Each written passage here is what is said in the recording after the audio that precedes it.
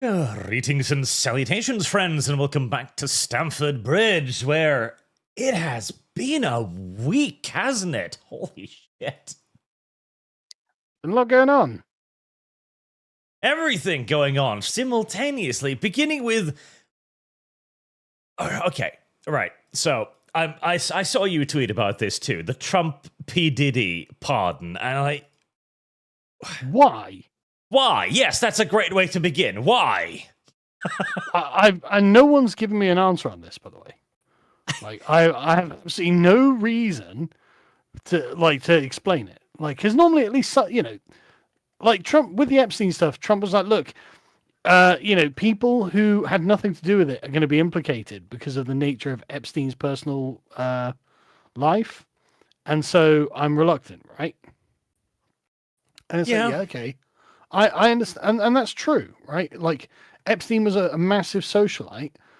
He will definitely have a bunch of people who went to his island and like who he personally was involved with, who definitely didn't do something, and yet just the association with him because he was a very rich man and paid them to come with him. Like, and this is before anyone knew anything about anything, right? So, it wasn't always that Epstein was a pedo. For a lot of people, they were just like, what are you talking about? Yeah, there's at least some argument that can be made there. But this, the only thing I can imagine is that he somehow thinks that this is like a Kanye situation or something where he could leap in and rescue the rapper. I don't know. I don't know why he'd want to. Because there was this thing, which came out today. Trump's pardon for Diddy reportedly hinges on bail hearing as the president feels the rapper was unfairly targeted. What? But didn't he get convicted of trafficking? Yeah, he wasn't really unfairly targeted so much as, the intelligence agency were like, hey, we think you were trafficking people. And I think he's been found to not be guilty of that. But then they reveal all of the other shit. Well, I mean, I don't even know the extent of it. What was the other shit? Well, there is apparently quite a lot of sex tapes rolling around, including quite a few famous individuals. He might have been blackmailing people. It's all a little bit accusatory now, since it's still in the trial process. Right, okay. But the idea that he was unfairly targeted seems... not plausible? Difficult to see how it works, yes. Because at this point, we can pretty much guarantee that Diddy did something. We're just not quite sure to the extent. I mean, I would be shocked if somehow he is innocent. Yeah, I'm not entirely sure about that. There's also that apparently the bond was, what was it here? Yeah, $50 million bond. Jesus. So even the court must be like, okay, listen. There's clearly something weird here. That's crazy. See, I doubt he's just an innocent boy, didn't do nothing. Yeah, it's one of those weird things, and it doesn't seem to be a very good PR move on any real level either. Yeah, I just don't see what good, why? Just why? What are we doing here? Angling for that black vote, maybe? I'm really reaching now, but... Well, it's got to be about, like, elites whom Diddy has compromised, right? Access to the material. Yeah, it's got to be something like that. Possibly, but even that, it would mostly just be other celebrities. And the celebrities are... See, the amusing thing right now is that celebrities have always been and will always be, in essence, cockroaches scurrying for the light. That is in their very nature. Which is why you now see celebrities beginning to talk with our language. What do you mean by our language? I think, see if I can find it. There was a recent thing where, okay, this is quite, but the recent Fantastic Four movie featuring Pedro Pascal as Pedro Pascal, right? Ah, right. And they had a thing with Marvel Rivals, the video game that is way more popular than anything Marvel has done, mostly because it has attractive women in it. The normal reaction to this would be the video game journalist reaction going, oh, sexualized females, yucky. Yeah, girls, ew. As we have literally seen them do. Like, the Stellar Blade reviews literally brought up the fact that Eve was attractive as a negative. And yet here you have Pedro Pascal, a probably gay man, looking at a sexy female character and going like, oh la la, like, that was in a script. That's so bizarre. It's because they've understood, or sort of like, they always knew that sex sells. Hollywood never forgot this lesson because it's so fucking obvious, but it was not politically expedient for a very long time. Now, however, they're beginning to move in our direction, and there are these blatantly fake PR stunts where they sit around wearing soy jack face like, oh my god, a video game! I never knew this existed before! Facial expressions.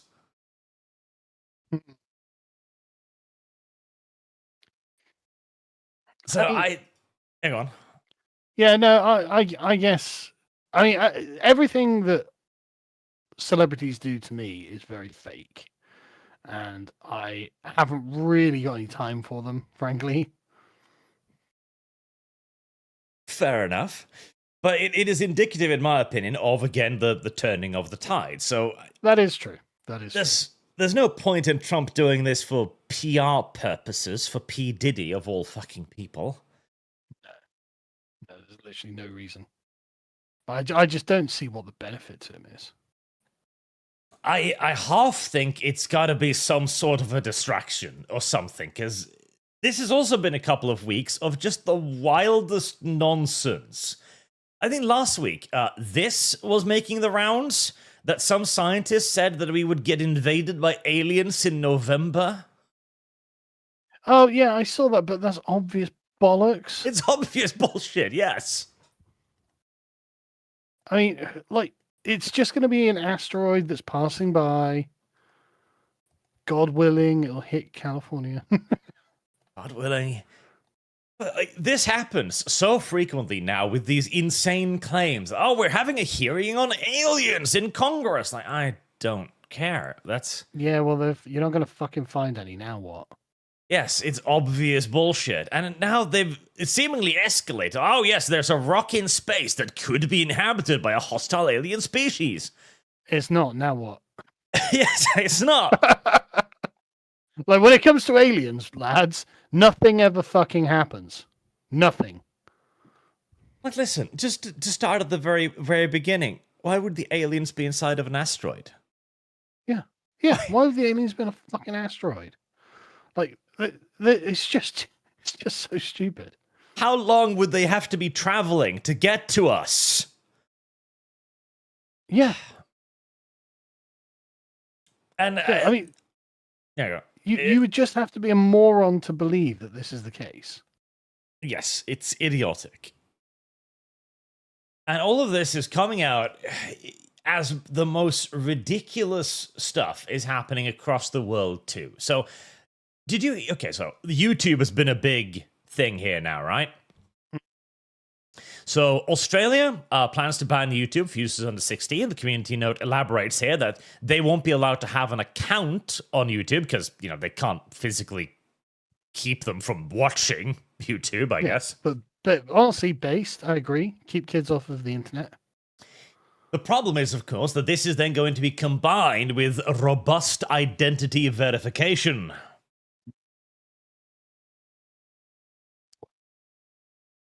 Lots How that goes. of face scanning. Yeah. As I'm sure you saw, the the United Kingdom rejected the appeal to get rid of the Online Safety Act. Yeah, literally the same day. It like hit 400k, and they were just like, no. Yep. Inescapably so. Of course, they were going to say no. There was never any possibility there whatsoever. And this is now escalating, as I'm sure you also saw that now there's being talks about a VPN ban. I don't think this is reliable. I'm not. I wouldn't put any stock in it. I don't think they're going to ban VPNs. I don't think they could. They could legislate, but I don't think it'll do anything. You know. And because this is one of those interesting things, because there have been the UK Science Secretary, which is, I'm presuming, some sort of official position, has said there are no plans to ban VPNs. However, simultaneously, the government is looking very closely at how VPNs are being used. So that's a chap called Peter Kyle that you're referring to there, isn't it? Quite probably. What does it not say? I'm reasonably sure it is. Said Kyle during into his Sky News. Yeah, probably. Yeah. Here's a tweet from 2019 from him. Do you want to pull that up and just read that out? Guarantees citizenship. Right.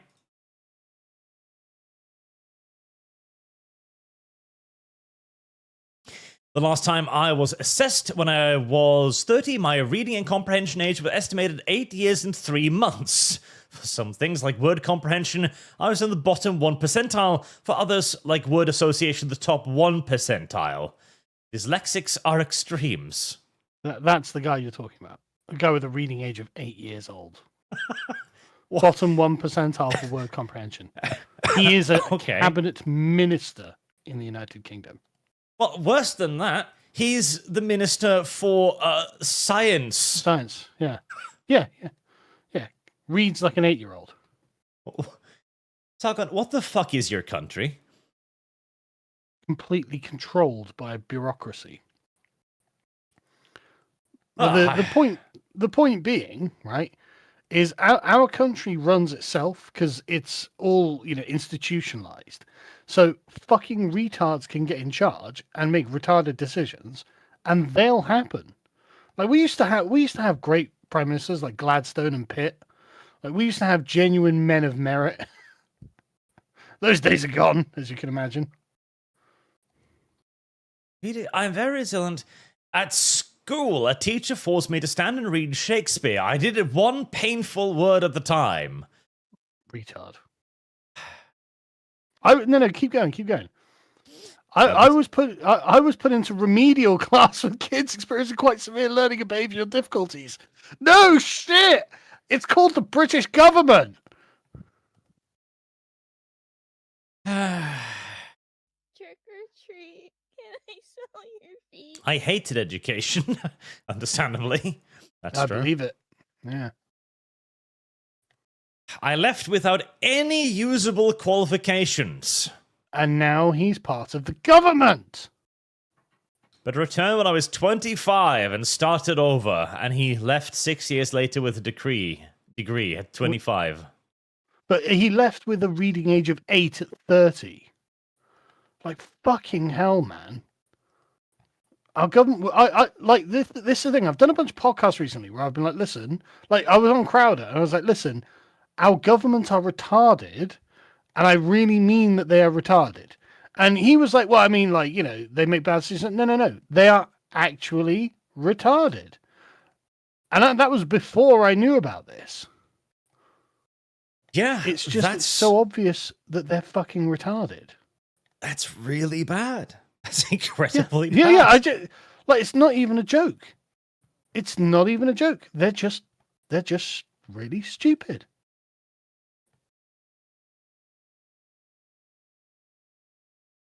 See, this also, though, is the reason why I think they would actually move for bans against things like VPNs, because they are simply unable to understand the consequences of their actions here. Entirely possible. You ignorant slut. So, in the UK specifically, and I believe this is kind of almost focused around all of this. The voting age to 16, right? And now bans on all kinds of news. The government can control what and is not disturbing. They specifically say anti-immigrant sentiment is something that should not be allowed, and so on. Yeah. This comes across to me as simply a way to fix the system. To go, okay, you are 16, your only experience with the world is going to be through our schooling system. We have now put in place legislation making sure that you cannot legally consume dissident points of view. Yeah. You are going to vote the way we tell you to. And it's probably going to be years until you even have the option, the possibility of exploring other points of view, if you ever even feel like doing so. Yeah. That is, unironically, what's happening. I even saw an article which claimed that the lowering the age to 16 would future-proof democracy. And, I mean... Well, if there's one thing that needs future-proofing in this country, it's fucking democracy. And if by future-proofing you mean guaranteeing that the establishment will win forever, then yeah, that's pretty on point. Well, it's not even the establishment, quote-unquote, winning forever, right? Like, I think what it is they're desperately trying to prevent the wheels from just coming off at this point. Like, I think they know that they're totally fucked. Well, that too is... I had a little bit of a doomer moment recently, right? Because the Collective Shout thing happened, and they claim to have gotten all of the games platformed off Steam with like 1,000 phone calls, right? Yeah. So 4chan started their own phone call campaign, because logically, if you think that if the system is fair and balanced, if they can get something done with 1,000 phone calls, then surely 100,000 phone calls would achieve something as well. I see what you're thinking here. But that's not how the system works. No, it's not. And the same. You know with that the, it's not. Yeah, exactly. And the same with the online safety bill. Like, I think 400,000 people have signed it now, and it's still got like 2 months to go, right? Oh, yeah. But it was never going to go anywhere because... No, they don't want it. Yeah, this isn't a democratic process. They don't care about how many people don't want it. They care that the government wants this, Visa, MasterCard wants that. That's it. Yeah. But the moment you start to truly realize that all of this protesting, signing of petitions, etc., is legitimately pointless and there exists no possibility of your ways being listened to or heard, it doesn't leave a whole lot of options, does it? Not really. And this then combines with something else that's rather disturbing, because this has been happening for years, right? We've been talking about this since 2012, 2014, basically. It's been going on for ages. Mm-hmm. And there's been taking a very long time for a large public backlash to mount, to the point where we are now actually, on the upward slope. This happened just today, I think. The guy behind that unfathomably cringy Land Rover and Jaguar commercial got fired. Oh, I can't believe that didn't work. Indeed, it's like so obviously ridiculous. But the public are now beginning to rally to our side, to the point where even the corporations are beginning to see it, right? But we are now in a very interesting position. A reason a lot of the companies are beginning to join our side is because they now need money. Disney needs people to come watch their stuff now. People need sales again because the DEI initiatives, the government funding, is drying up. Oh, so this is a point that we made years ago now. When they started doing all this, like, look, this is going to lose you money. You can't do this forever. Mm-hmm. Like, you are a very big company, right? So everything will be glacial, It'll take a lot of time to get to a position where things are so bad you can't take it anymore. But it will get there. Yeah, it will. and it took a very long time, but we are there now. Yep. Heads are rolling now. This is then also going to, because it took so long to correct course, and we still haven't fully corrected course. We're still half a decade away from full course correction, right? Mm-hmm. This means that money will grow scarce again. This means that Visa and MasterCard, which are like, what is a credit card but an easy way to obtain loans and debt, right? It's instant loan. As these companies also begin to hemorrhage money, they can't do what they've been doing. Because up until now, for a very long time, the goal of a credit card was to get you to make unsustainable loans so that they could trap you forever. They were desperate for you to make purchases. Like, I don't think my credit score is actually very good because I don't have a credit card. However, I don't have any debts and I buy everything up front. Yeah, I have never used a credit card other than on vacation, because if somebody steals that, shrug. Well, yeah. But yeah, I just don't have one. So I've never had like credit card debt to pay back because they make their money on interest, obviously.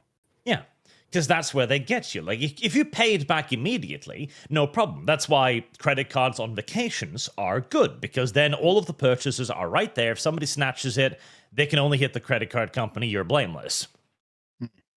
But what they want to have happen is for you to make enough purchases to the point where you can't pay it back within the 30-day period, at which point they'll then slap you with 20-30% interest rate and you are fucked. But now that money is becoming scarcer, this will be more difficult because you can't. The old trick of servicing one credit card debt with another, that nonsense, will become unfeasible. The days of careless loaning will start to pass. This then will finally begin to hit the common man. Because right now, one of the big reasons why it has taken so long for anyone to get upset about censorship, about regulation, poor entertainment, is because we were all fat and happy. Right? We were sitting in our homes, we were eating our food, drinking our beer, watching our television. That time is going to pass. We are going to enter into an era where employment is going to be more difficult. Small corporations and companies, like private businesses, are going to become more difficult. The giant corporations themselves, who employed so many people, like the amount of people Google employ, for example, is just absurd. These too will begin to shrink. Here we go. So Google has 183,000 full-time employees. Jesus. When companies like that downsize by 10%, that's 20,000 people out of a job like that. Yeah. Well, there we go. This is going to be a massive shrinking of the world's economy. And now people are no longer fat and happy. Now people are miserable, poor, unemployed, and that's when this shit is really going to start coming to a head, I think. I agree. And it'll be very handy for the government then to have a nice database of everyone's age, face, location, address. Just saying. All of this facial ID will be really useful when people are genuinely angry with the government. We're already seeing them use it in the case of Keir Starmer and the Southport riots. Yeah. It's going to be used to crack down on dissent. Almost guaranteed. I don't think there's any way around it. They're already doing it. They're already doing it. There is a real danger of this escalating frighteningly quickly. And everyone knows the meme about France, right? How there's riots in France fucking constantly. It's ridiculous. I just Googled French riots now, and I found one from 2 weeks ago. Yep. It doesn't stop. France has been on fire consistently for like 3 years plus now. It just doesn't end. Yeah. Over every issue under the sun. Yeah, and this used to be a big deal. There used to be news about it, like, oh my god, massive riots in France. It's not even mentioned anymore because the riots don't stop. This will become the norm. This is just French politics, though, right? It's a core part of French politics is rioting. Yes, rioting for and against everything. Because France too has had a ridiculous set of policies for a very long time. Like, they were heading for the exact same trap that Greece was, where the retirement age was like 40 or something for bus drivers, something ridiculous. I think it was 50. Okay. I was like, okay, well, our economy can't sustain this, so what do we do?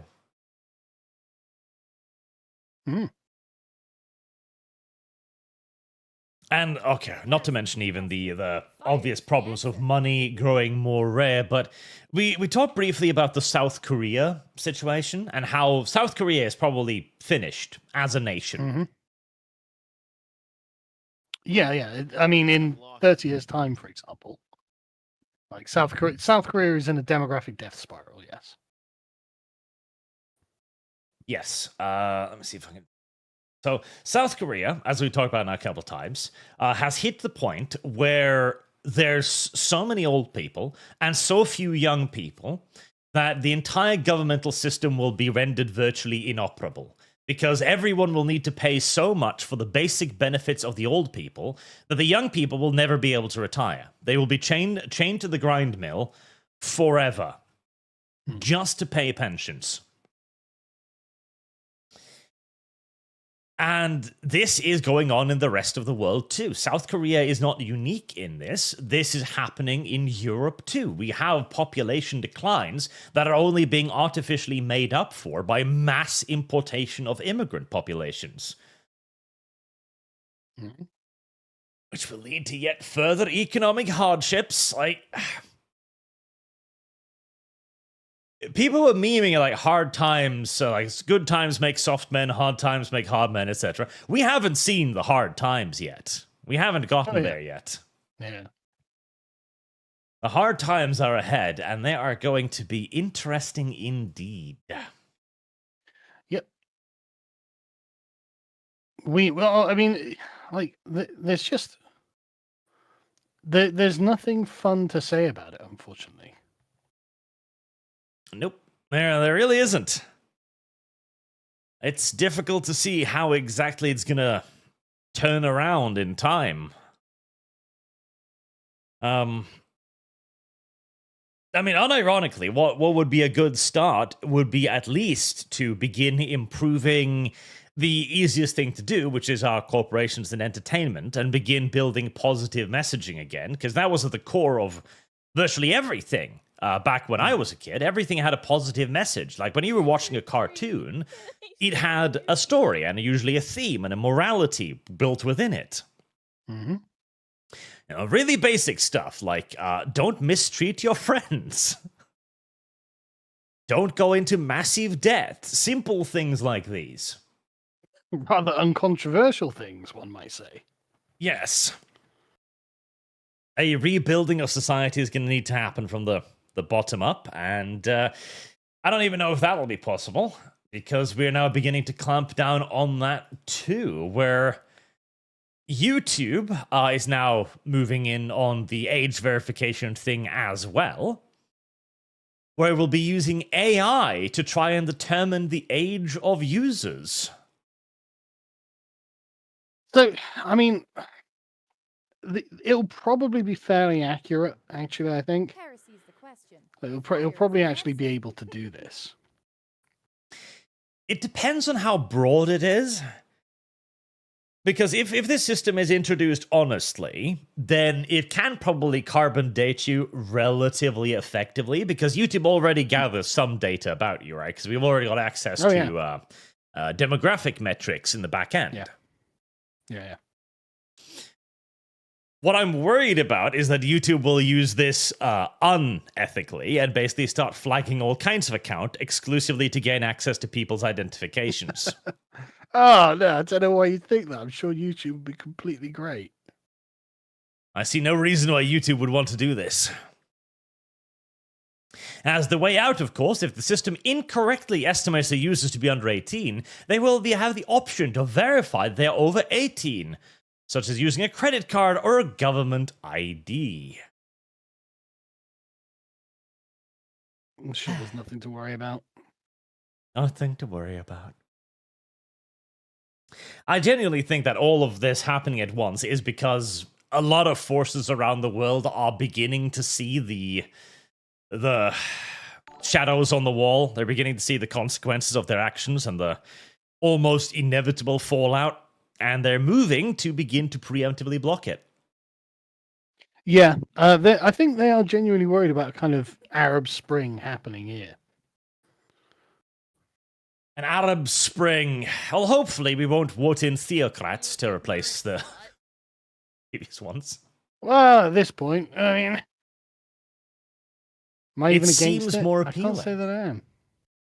Like, how many, like, okay, theocracy school, right? It probably doesn't accept a lot of people that can't read and write. So, better than the current government. Heresy's the Yeah, question. yeah. Fire is the answer. Sorry, the bird's flying around my head, and I don't know why it's being a little dick. It's a bird. What They're is the born that problem? way. Yeah, no idea what its problem is. That's today's black pill chat. We'll try to move on to something slightly more enjoyable now. I fucking hate the way the world is going. Yeah, me too. But the thing is, there's a part of me that's just kind of like, all right, let's just get it over with. Yeah. Yeah, Let's kind of. Let's just get it over with. Like, I'm sick of fucking pussyfooting around at this point. Yep, because there was a long period there where the greatest concern was to fix things like YouTube, social media, entertainment, corporations, companies, to bring stuff back to the better days, and then everything would be fine. Yeah. And it's like, okay, no, we can't do that anymore. So, okay, fine. Understood. Let's just get through it. That was overly optimistic. We didn't see the other problems on the way. Right, for a personal little grump or grunch of mine, a little niggle, which recently, did you know that that's a racist word? Niggle? Niggle, yes. Well, it's not, but okay. I've been told by an American that it is. Thank you for your input, American. AI. I fucking hate AI. Yeah, no, that's something else to hate. I've become. I started life as a don't censor anything, you evil social media, to social media take this man's account away from him and lock him up. I mean, there are so many of these where it's just fucking preposterous. And Facebook's full of it. My Facebook feed is full of boomers clicking on videos of transparent glass fruit being cut in half with a knife. And it's like, listen, you know what? Just enjoy, have fun. But at least that is like, okay, if this key jangling brings your mind entertainment, shrug. But I fucking hate stuff like this, where some guy has made an AI video of a tsunami, like, just destroying a local community, because the tsunami's going on in the Pacific right now.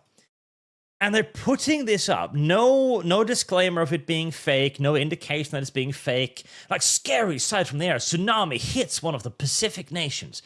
Purely for clicks. And it works. 2 million views on this. There is something I find deeply distasteful and immoral about shit like this. I mean, obviously it is terrible because there was a tsunami warning for Japan Yeah. because there's a huge earthquake. And like this is basically telling everyone, yeah, thousands of people have died, Yeah. whereas nothing happened. Yeah, and it's like, you know how one of the ridiculous like speeches, hair laws in the I think it's England, that you can't cause people undue distress, etc. That nonsense. Yeah. A shit like this, I actually see the argument, because if you don't know what this is, if you can't tell that it's AI, and it's obviously AI, because a wave just fucking randomly appears out of the sea with no build-up whatsoever, Yeah. you are going to believe that this is the view from a small private aircraft as hundreds of people are just fucking killed. Yeah. Yeah, you could easily believe that. This is something that could legitimately cause somebody, like a 60, 70-year-old person who don't get what this is, to feel like, oh my Jesus, imagine if you're living in the Pacific area and you see shit like you this. could have friends or family here. You ring them up, like, Jesus Christ, are you all right? And they're like, yeah, why, what's up? Yeah, granddad, it's a nice sunny day. What the fuck? Yeah. I just saw a video that your village got wiped out by a giant tsunami. Mm-hmm. What? And I guess, like, okay, because one of the objections to the disinformation laws is because the disinformation is ridiculous shit as determined by the government. Disinformation is things like men can't get pregnant disinformation. Yeah.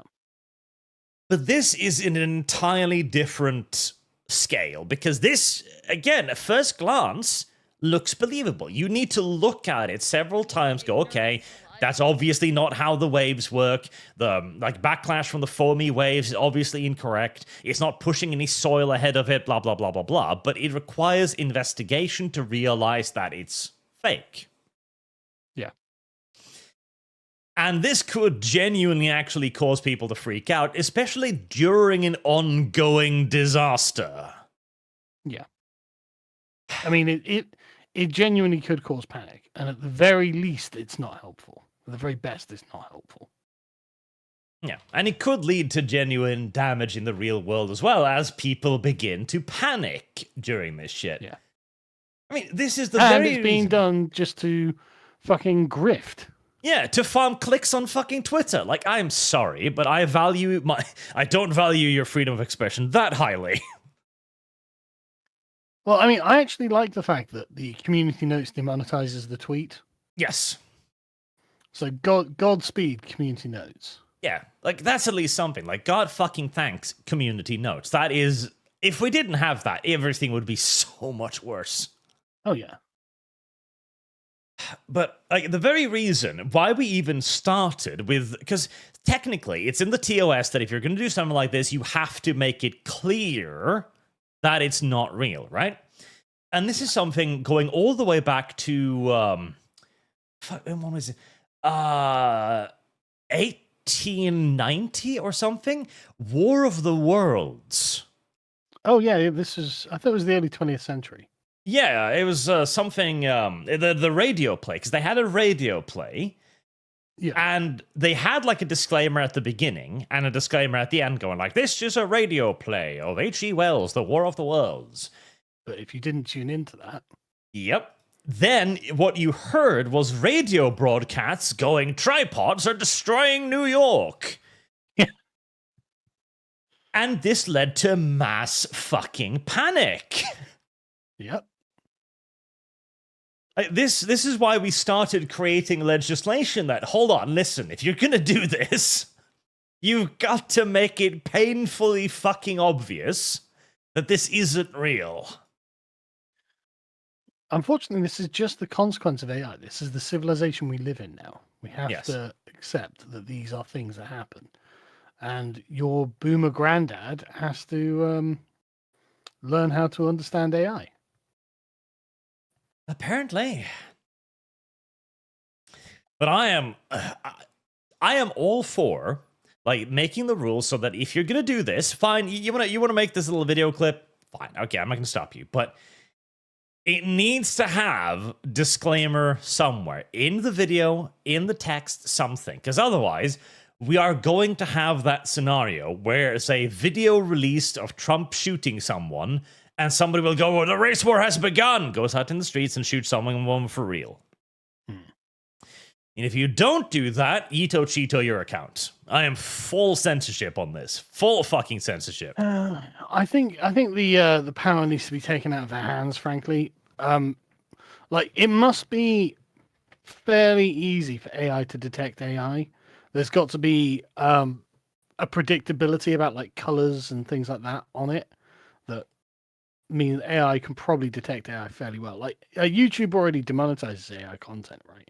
And they must be using AI bots to do it. So they must be identifying what is and is not AI. Yep. Which is good on YouTube also for acting on that so quickly. Yeah, absolutely. Absolutely. Like, AI slot platform or something that people can use. I mean, YouTube already has enough fucking problems. Yep. And again, I'm amazed that they acted so quickly on that. That was genuinely impressive for once. Yeah, no, it genuinely was. Like, so rarely have I been impressed by YouTube. Yeah, maybe AI. And of course, demonetizing it is a big step because it removes a lot of incentive for this. But like one of the assumptions that we talked about last week too was that if you have an account that frequently uploads fake content, you would lose the trust of the public. And we've kind of disproven that. Yeah, I mean, people are really, really fucking stupid. Yeah. The stupidity of the masses has made me pro-censorship, chat. I have adopted the Churchill position of the best argument against democracy is a 5-minute conversation with the average voter. I mean, you can't refute it, can you? You really can't.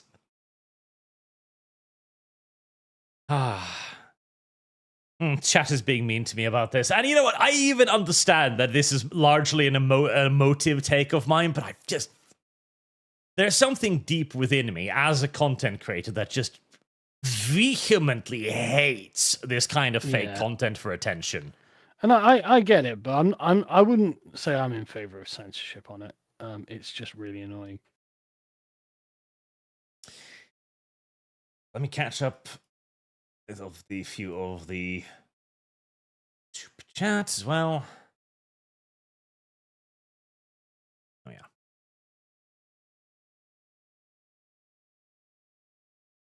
yeah. Forestland, Sargon. I'm still waiting on my replacement copy of Highlander 2, sent in February to New Zealand.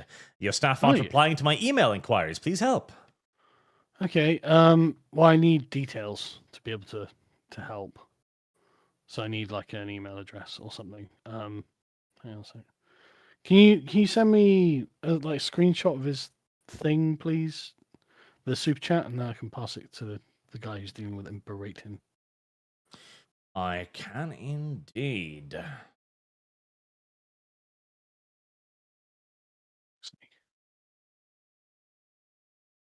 Yeah. Dizwiz, okay, Jaguar, I mean GW, what did you do this time? Fucking Games Workshop. Just a thing for Forestland. You will need to email again, but I'll get them to sort it out tomorrow. Because I don't know, you didn't send me an email address, so. Yep. GW updated some of their lore for the Grey Knights now. I watched your video. Yeah. I really don't like the way GW is going. You I ignorant. really, really, really don't like the way GW is going. I just don't know why they think they're going to win. So, okay, well, all right, guys, have fun. The sooner they burn their stuff to the ground, the better, I guess, at this point. Yeah, just let them get it on with it.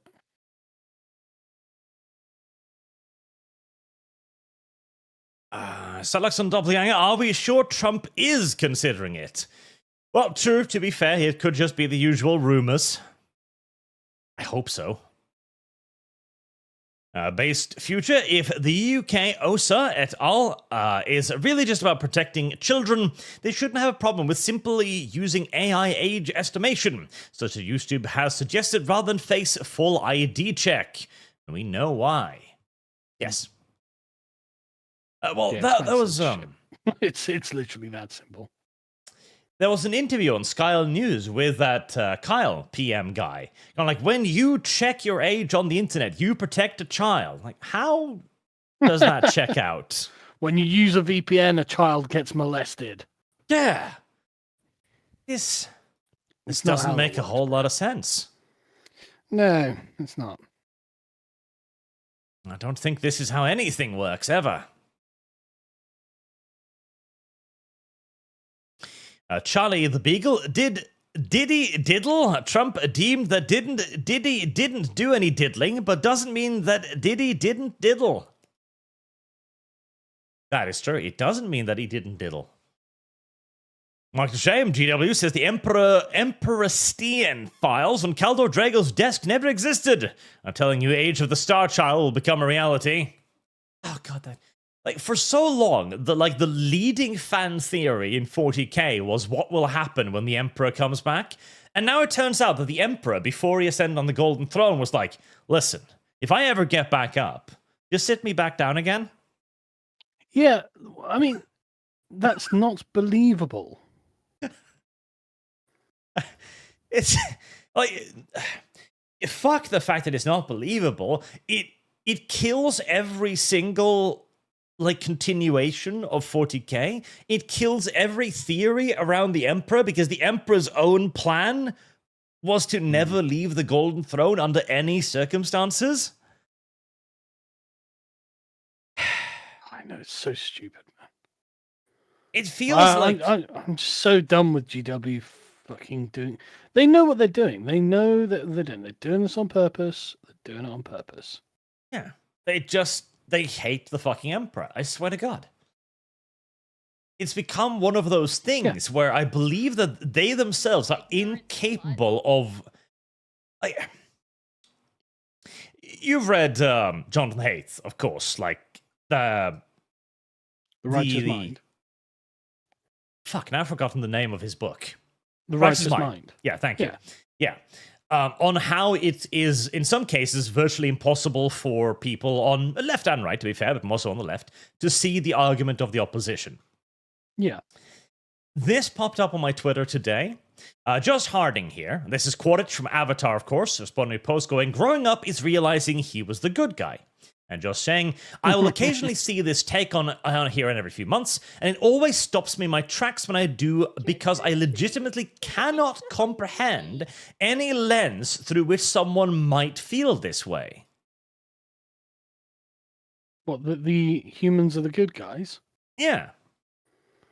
How could someone possibly feel that way, I suppose? Yeah. It kind of flips my point on its head, because now I'm sitting here wondering, how the fuck can you not see that? Trick or treat. I suppose their argument is, well, the humans are invading the alien planet, not the other way around, right? Yeah, obviously the argument is the humans are bad. Yeah. But the argument that the Emperor is bad is a bit more difficult to maintain. Well, it's the same argument. The Emperor invaded other things, therefore Emperor bad. Yeah, but these things are contextual and relative. So, Emperor protecting children from being exterminated viciously. And yet, context. There's the problem. Context doesn't really matter beyond the invasion part, it seems. Yeah. As recent 10 years of GW lore has been nothing beyond trying to build down the Emperor, reduce him, and make him a villain. You know, what was that statement? The Imperium is full of hate, but we're not, or whatever. Yep. It's that, where it's like, you know, they give the chaos narrative on the Imperium. Mm-hmm. Yeah. Not even that, but anything that isn't the Imperium is what they extend maximum charitability towards, and then nothing to the Imperium. Yeah, the Imperium is portrayed as the villain in the characterization of the Imperium.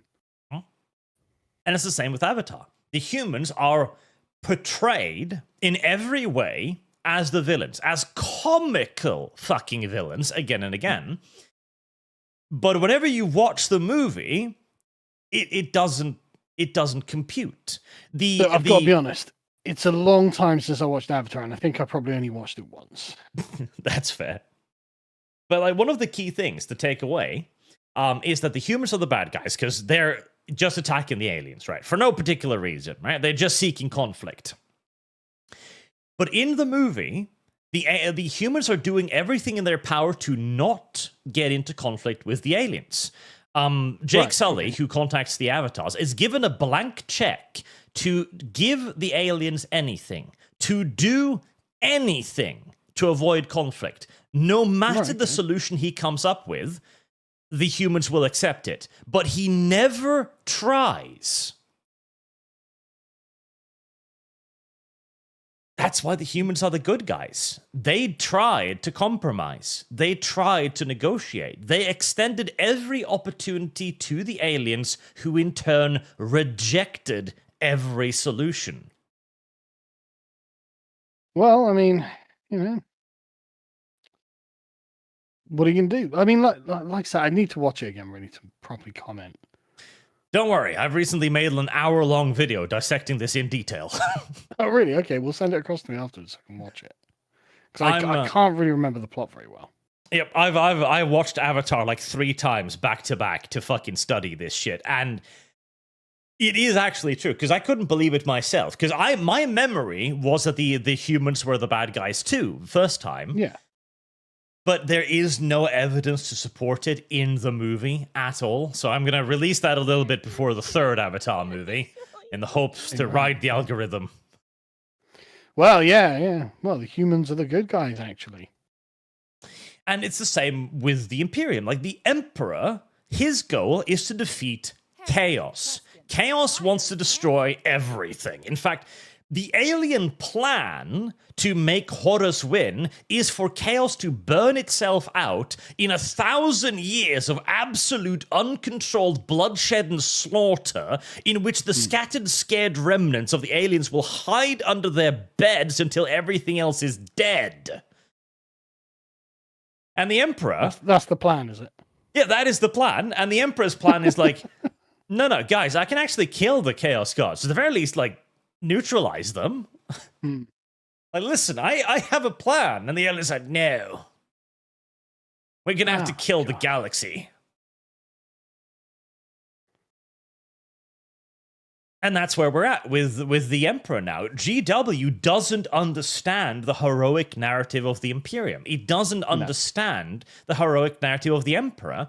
And so it writes lore where the Emperor's only plan is to continue the state of stagnation of the Imperium.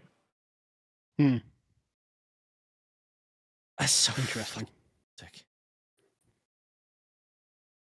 That is the end. That is what happens. If the Emperor's... Like, it's the God Emperor, okay? He is immortal. He is brilliant. He is the guy who has manipulated the fate of the galaxy, and you're telling me his only plan is to do nothing.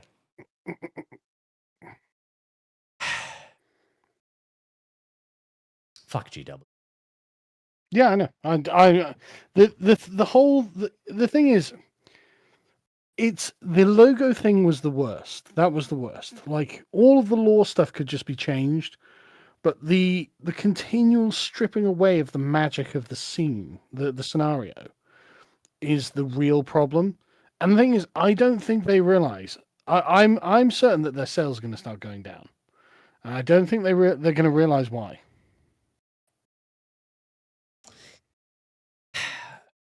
Possibly. I think in the short term, they're actually going to welcome the sales going down because they're going to think that they're driving away the bad fans. Maybe, yeah. And then they'll hope that there'll be a resurgence once the Amazon stuff starts hitting, and they'll get a lot of brand new fake fans, basically.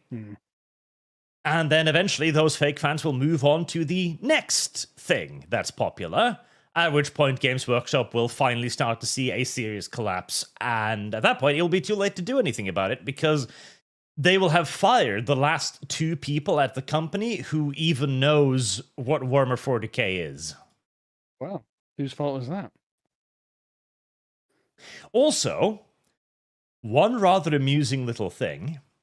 So, they changed their logo. Yeah, that's what I was talking about. The logo change. Yeah, no, they changed it again. Oh, what? Oh, really? Oh. Yep. This is their LinkedIn site now. They've got the Warhammer logo with the Warhammer on it from, I think, Fantasy Age of Sigmar, instead of the black and white awful one. So they took away just the plain Games Workshop thing. Yep. It looks like that it. looks shit. That Because looks fucking horrific.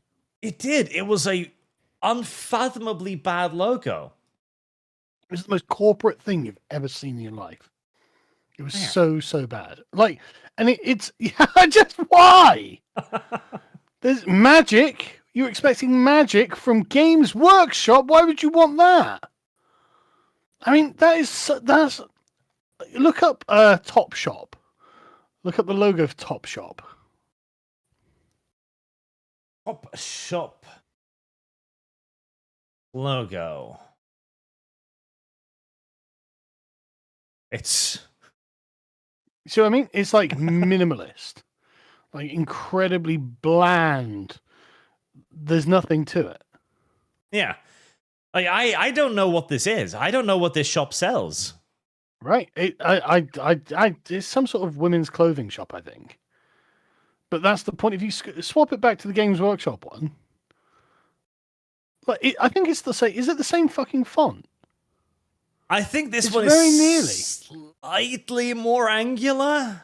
Yeah, but you see what I mean? Like these things could be selling anything because who fucking knows? Yeah, they could be selling anything. If you have no frame of reference to what Games Workshop is, this logo won't tell you anything. Yeah, it literally doesn't inform you. I think it's very interesting that they've gone back to the other one. Well, I mean, obviously they saw the backlash and they were like, why does everyone hate this? Why does everyone hate this indeed? Mental. It is the worst logo. And it even had a lot of the people who... See, one of the things that do kind of annoy me, and I know it shouldn't because it's a good thing, but a lot of the bland people who was happy to see all of the decline of Warhammer and 40k, like, oh, Warhammer Adventures, 40k for children, yay, it'll probably be great. The kind of people who were just sucking off the corporation for 10 years, even they are beginning to come out against it now, and a big part of me has cockroach scurrying for the light syndrome feelings. Mm-hmm. But at least it means that more noise is being made, I guess. Yeah, I mean, just let them keep just putting their foot in it. Yeah. Your feet.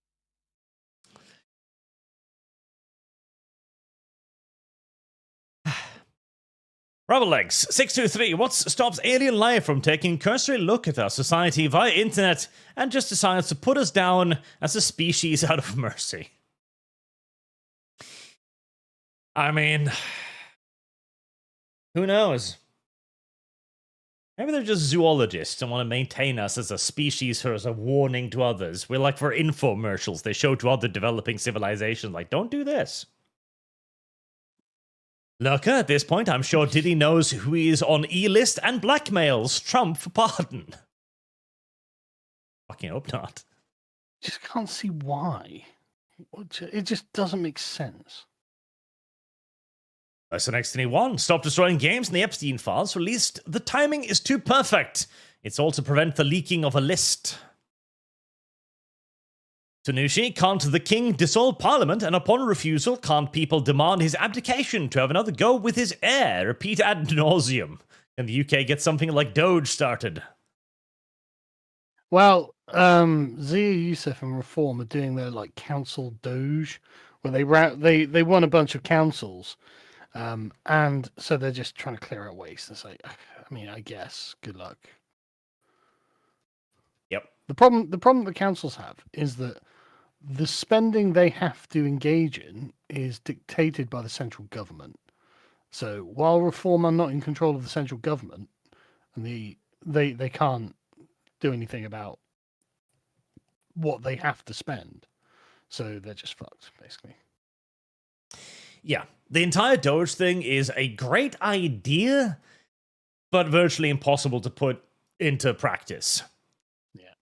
There was the, this thing. So, the US government is accepting Venmo and PayPal donations to pay off the debt. Why would I want to do that? Who the fuck am I giving this money to? Well, I don't even know who the debt is to. Exactly, but it's like, just fundamentally, I think was if you gave the maximum donation possible, you would forestall, you would pay the debt for about 18 seconds. Yeah. This is retarded. It's just dumb. This is just stupid. And I get the theory. It's like, hey, you want to pitch in on the debt? Like, okay, but fuck's sake. It's so stupid. It can't achieve anything. Like, at least Doge can shave a few billion off. This, it feels almost like it's a requirement for some kind of down payment plan or something. Like the Bank of Davos forced this on them. Like, no, you have to open a Patreon. No. What I think this is them just being like, well, we could just, ask people for money. And it's like, yeah, you could, right? Obviously you could. But like patriotic people make that payment. But it's like, who are they making the payment to? It's such like if you want to lean on patriotism, what about the people that you owe the money to? Can't they get patriotic? Let's see. And cancel the debt. Trick or treat. Can I smell your feet? Right, so the largest debt holder is China and Japan. Right, so you'd be donating your money to Trick China or and Japan. treat. Great. Yes. Can I smell your feet? Just brilliant. Not an ideal solution by any stretch of the imagination. No. Rubber legs. Sargon, Australia, supposed to be the prison colony, not the UK. You just swapped violent fauna for violent immigrants. No, it's just our government hates us. What's the It's next just one? literally that simple. I bet all of UK government is on the list. I would hope so. MJ Bull 515. It used to be said that politicians was show business for ugly people, and now it's also for stupid people. Yeah. Ferdinand 58. Carl, when does it become ethical to overthrow a government? Because honestly, by this point, I think you're well past that point. Oh, I obviously can't make any kind of comment about that. Sujar, do you think this may be the straw that broke the camel's back? I can't imagine a lot of Brits are happy at being cut off from most half of the internet. Politicians may end up being Fed posted as a warning. You ignorant. There's very little I can comment on with this sort of stuff. So. Yep. I think the canary down the coal mine is going to be Florida, actually, rather than the UK, because Florida recently put in place another ban on porn sites in total, pretty much. I did it. Which, that'll be interesting, because I mean, we tried this in Norway, a ban on pornography. What happened was that it created such an incredibly luxurious black market industry that the people smuggling porn into Norway would just have load after load after load of pornography seized by the police, and they wouldn't care. They had shops in the middle of the capital selling porn, and the cops would stop by like every other week and go like, listen, it's illegal, and take everything, and he would still earn more money by selling it. Yeah.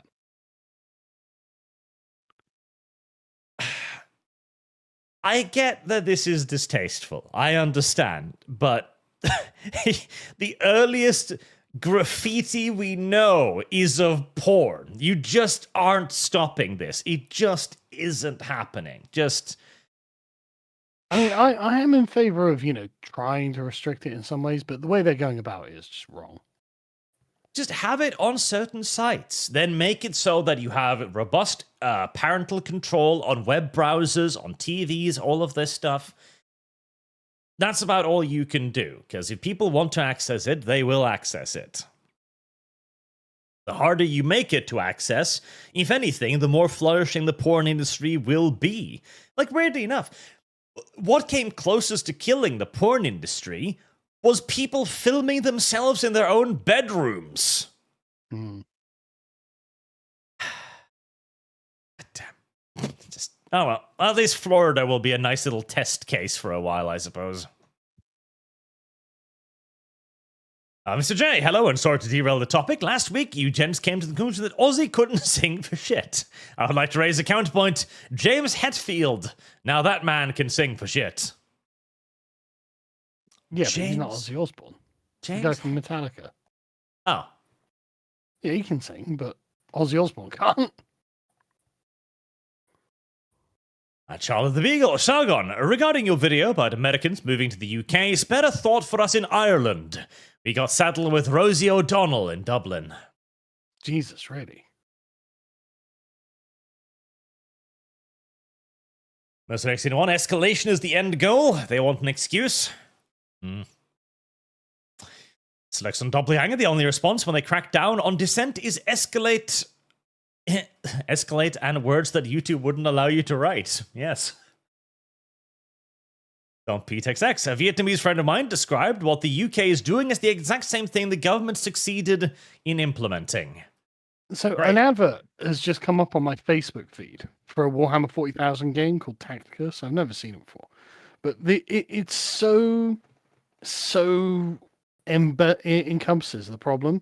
Like, for example, Slaanesh and the Emperor's Children, right? The desexualization of Slaanesh is just so core to all of this. Like, so when I was like 12, 14, whatever it was, when I was buying, I had the Slaanesh army, and so you buy the Slaanesh demons, and they've got their tits out, and it was like, ooh, how edgy is this?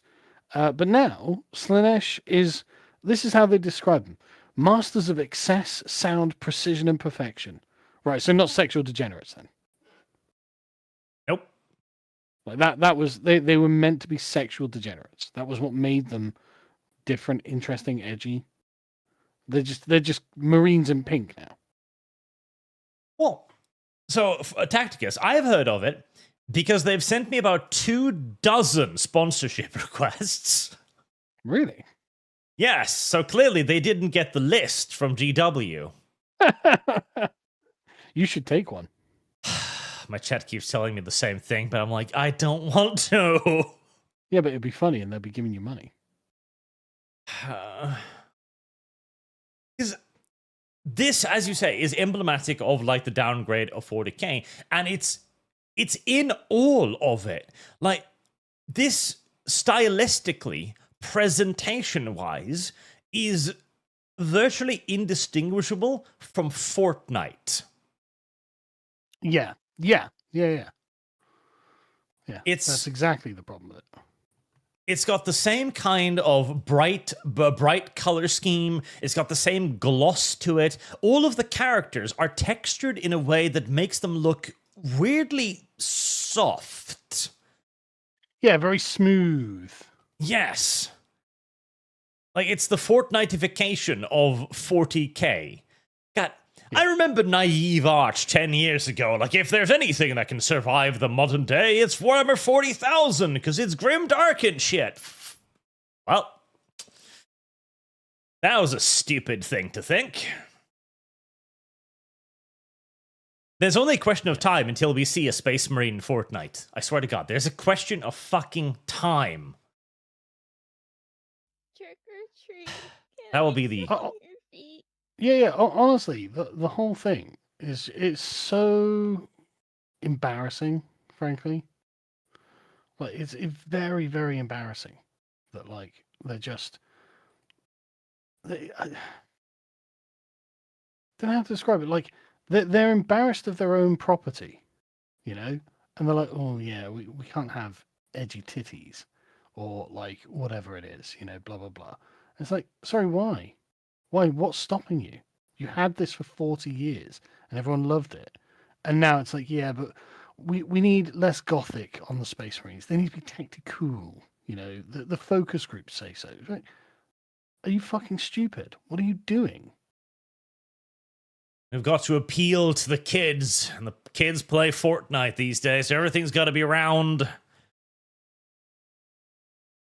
I fucking hate the modern day Western world animation style. Everything looks the same. Pixar was a massive mistake, I swear to God. Well, I mean, I don't think I blame it all on Pixar, but I do, because Pixar developed this style, the Pixar style, which is now all 3D animation, is this style. It's all the same, smooth, like a little bit overdone here and there, all the same details, all the same gloss. And the only differences is like what they're highlighting, like nose or ear, etc., and some graphical fidelity, things like that. And we killed 2D animation for this. And 2D animation, the brilliant nature of it was that there were so many different styles of 2D animation. Everything from hyper stylized to realistic to like anime to Western. We had so many different variations, and there were so many different studios with different personalities in how they created their content. Now everything is Pixar. However, have you considered that 3D animation is way easier to do? Well, that is both the pro argument and the negative argument, isn't it? Because that was why Disney killed their animation compartment, because they were sure, okay, 3D, it's going to be cheaper, it's going to be quicker, it's going to be easier. We can make way more stuff with 3D.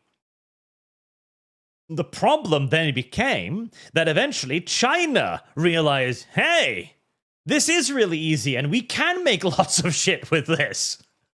Mm-hmm. And now that all of the tools are standardized... Yep.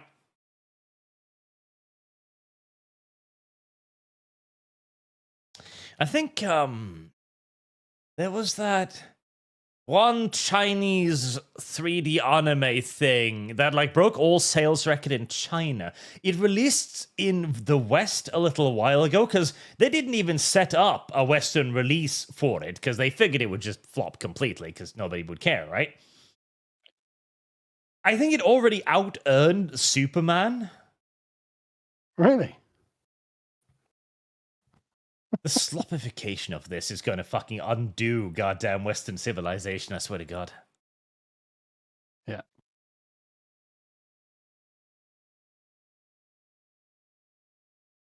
All right. Let me do... Where's the one? Ah, there we go. So, one amusing thing, which this will be our next thing we'll do, Sargon. Once we realize that there's no, voting against what's happening, have you considered going on strike? Well, that's the thing. In what way? Well, An influencer strike? Yes, influencer strike. To stop posting content and start a union so that people will appreciate us more. So, I can't help but feel that this is influencers who don't get any fucking views. Because I don't know whether you've noticed, but Acad Daily and the Podcast of the Lutzis channels have been doing amazingly recently. Our numbers have been fucking spectacular. Everything I put up on Acad Daily gets like 200k views, and on the podcast channel we've been breaking 100k on basically every video or every other video. And we had over the weekend just like 2 videos that had north of like 600,000, 700,000 views on them. So it's just like, I don't know, we're feeling a lot of love, you know, like everything feels like it's going really well. These people sound like salty losers. I mean, I partially You deserve see... more rights. Oh, how many rights do you need? Old Jordan Peterson was the best, man. Old Jordan Peterson. Because the entire argument here is basically that it's really hard being a TikTok influencer. Oh, boo fucking hey. It's really difficult. It's hard. It's exhausting work, you know? Well, I mean, it could well be. So this is the thing about Hassan Piker. Everyone mocked him for being like, you're a streamer, when he was like, that's really hard work and it's depressing. It's like, the thing is, streaming for 8 hours a day probably is fucking hard work. Huh? You know, it probably actually is tiring, mentally tiring, physically exhausting in some ways. And the fact that he hates his own audience and the content that he makes doesn't help, right? So, you know, I actually believe the fatigue. And so I don't know about making TikTok videos. It might be that it is quite tiring. It is quite difficult. Well, she says here, she doesn't know how the world will survive without influencers. And say that she was sick and tired of being treated like a joke. Well, she's a TikTok influencer. When she obviously provides a lot to humanity, of course. The world would not go on spinning without Veronica here. I watched a really good video yesterday about the dead internet theory, and it was really comprehensive. I can't remember where it was. I'll see if I can dig up out my history actually, because it's one of those things that it's actually worth people having a watch of, because it's actually very informative. Let me just get it so I can actually tell you what it was, so I'm not just saying good luck finding this thing. Right, it's called State of the Dead Internet by a channel called Jules. I'll send you a link to it so you can get up on the screen. And one of the points that he makes is that there's a very significant difference in the way that platforms serve content, right? And that determines the kind of platform that it is, whether it's an active or a passive platform. This is. Now, YouTube is an active platform. You go to your homepage, you look at what's there, and then you choose something. So you are like, oh, do I want to watch that? No, I don't like. You know, you hover over it, you get a few frames of the thing. You're like, nah, it looks shit. I'm not interested. You know, whatever it is. And so, but you're actively choosing what you want to watch. And so you'll go from video to video, looking for new things to watch that you're interested in watching, right? Mm-hmm. TikTok is not like that. And so what that means for YouTube is you search out certain things. So there are content creators that you like, there are channels that you like that you'll go and find. In fact, that's basically how people are watching us now. The people watching us now are the people like, I like Arch. Oh, I like it when Arch is having a chat with Sargon. Oh, I'm going to go watch that. It's that time again, you know, blah, blah, blah, right? And so, like, it's something active that people have chosen to do. So there's a huge amount of value in that, right? Like for an advertiser, let me just get your channel up a second. For advertisers, for Superchats, things like this, like, you know, we've got 1,400 people watching, right? And these are people who knew what they were getting into when they came to watch. This is an active thing. They're in the chat now talking, right? Buying copies of Islander. Pressing the like button, you lazy bitches. Pressing like and subscribe, right? TikTok is not the same. TikTok serves you algorithmic slop. So you are just scrolling. You push up to get to the next video, next video, next video, next video. You didn't choose any of this. This is stuff that was given to you by like, you know, that what is presented to you is obviously algorithmic, but you can't see into the future and make a decision with the TikTok video. You just like, no, don't like this one, next one, don't like this one, next one, don't like this one, next one, right?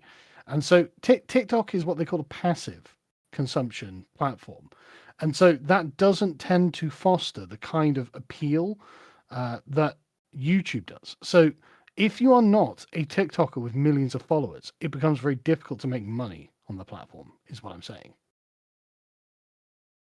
And even if you do have quite a lot, as this is the chicken question. So big breakout, 16.8, 4.8 million, right? But then 10K, 16K, 19K, 38K, 49, 151, 30K, 24K, 20K on 600,000 followers, basically. So this kind of goes to show that she's not really... The algorithm. Yeah, like that number is largely useless. Yeah. But if you look at the 10K, 16K, 19K, that's her fan base. Mm-hmm. They're the people who actually went to her channel, were like, yeah, no, I want to see that person. Right. The 16 million one, that's where the algorithm was like, oh, yeah, this is what we're going to show next to 16 million people, you know? Yep. And that is, so the state of the internet is an interesting theory on so many levels. One of the recent big things that's going on now is the state of Twitch, because Twitch is in really a bad shape these days. And one of the leading reasons is because that so many of their viewers aren't actually people. Really is botted a lot, is it? Yes, there have been accusations from people within Twitch that work on there, that stream on there, that many of the top streamers bought something like 60 to 70% of their audience. Jesus. Yeah. Now, even if we assume that to be a ridiculous number, because that does sound absurd, right? Yeah. If we cut that in half, that's still a third of your audience who are Indian bots. And what's really interesting is I think YouTube's actually always been fairly good about this. I can't think of any content creators on YouTube that I think are botting their views.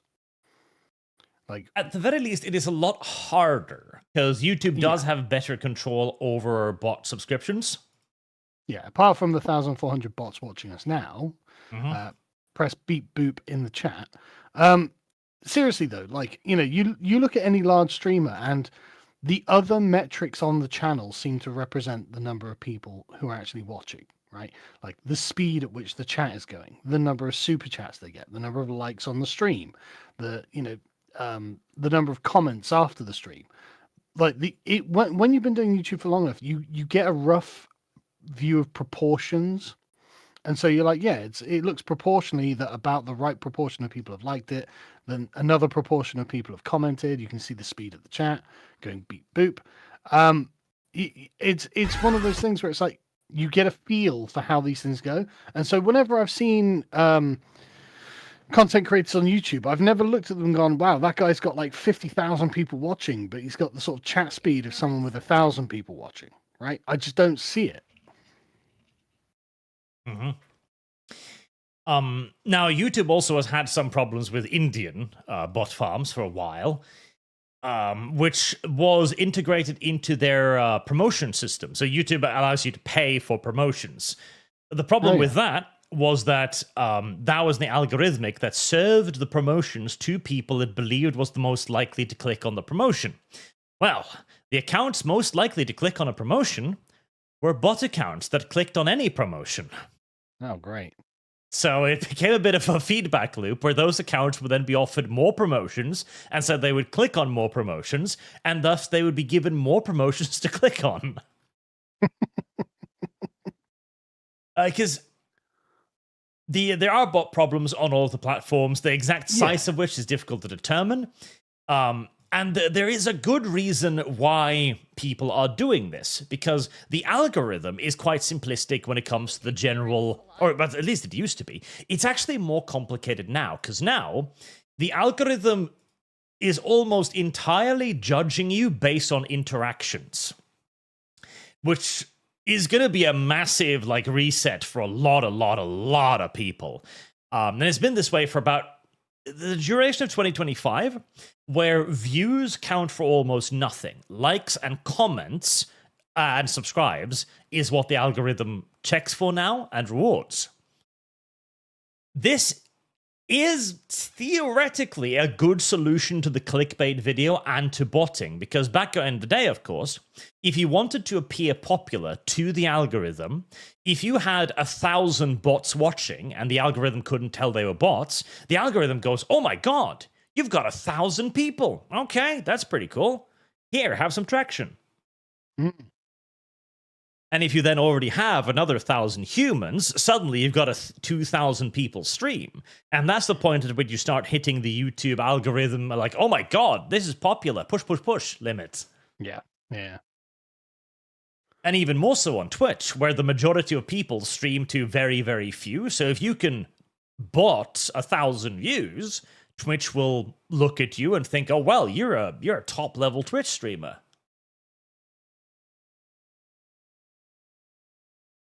So, yep, dead internet. A lot of platforms are struggling with this. I wonder if Elon ever got some hard numbers on that on Twitter, because at one point he alleged like half of Twitter users were bots. Yeah, that's the thing. Like, I don't feel it on Twitter, and I don't know whether it's just I've got like fucking 500,000 followers there or something. But it's like, oh, hello, bird. It doesn't feel like Twitter's full of bots to me. No, there's definitely an uncomfortable amount of AI stuff. That started revealing a lot of the bot accounts to me when that started really popping up. There's slop, obviously, but like it's just leftists, not which NPCs, not bots. Now, I don't know how bad it is, but I wouldn't be surprised if it's probably around a third or so. It doesn't feel like it's that many to me. The less of them there are, the better. Would be good. Well, obviously. Honestly, like that would actually be okay, right? So to seriously consider the very cogent argument of Victoria B here, there are points that I see. Okay, so the idea of rights for content creators. I see some of this, because content creators basically have no rights as far as employment goes. You're freelance all the time. Yeah. So some sort of right to due process before getting your ass yeeted, that would be nice. That would be quite lovely. Beyond that, I don't know. What are the rights? The right to be respected seems to be what she's putting for, which I don't think we're going to. I mean, I don't even know what that entails, right? I don't know. Because it's not like content creator is already a good job these days. Like, kids want to be content creators with the new fucking firemen and astronauts. I don't really think that's a problem. Yeah. No, when it comes to prestige, there's no lack of it. Yeah.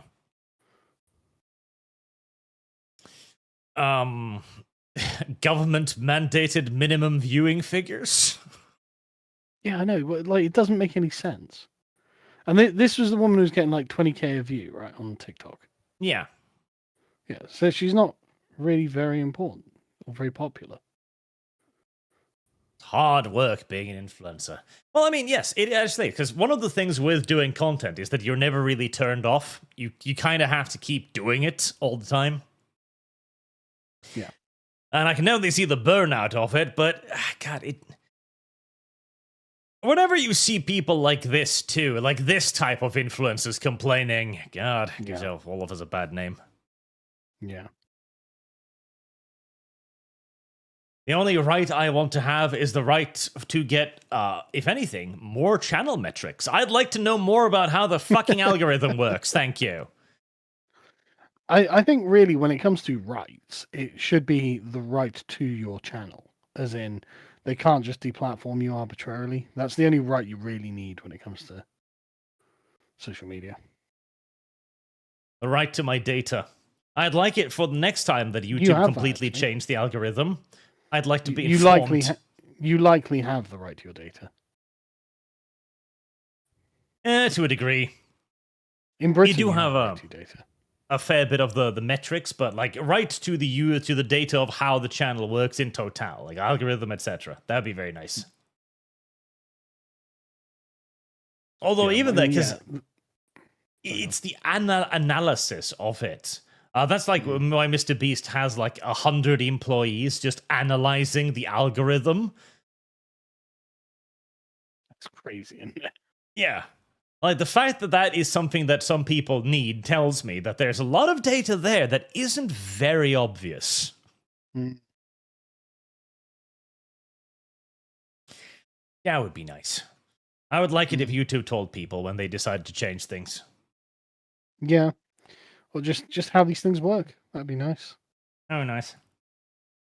Clearer rules and laws. That would be nice too. Yep. So remember, chat, this is hard work, and you need to like the video more, because that's the only way you matter. Anyone who doesn't like is pointless. I don't like you The anymore. likes actually matter.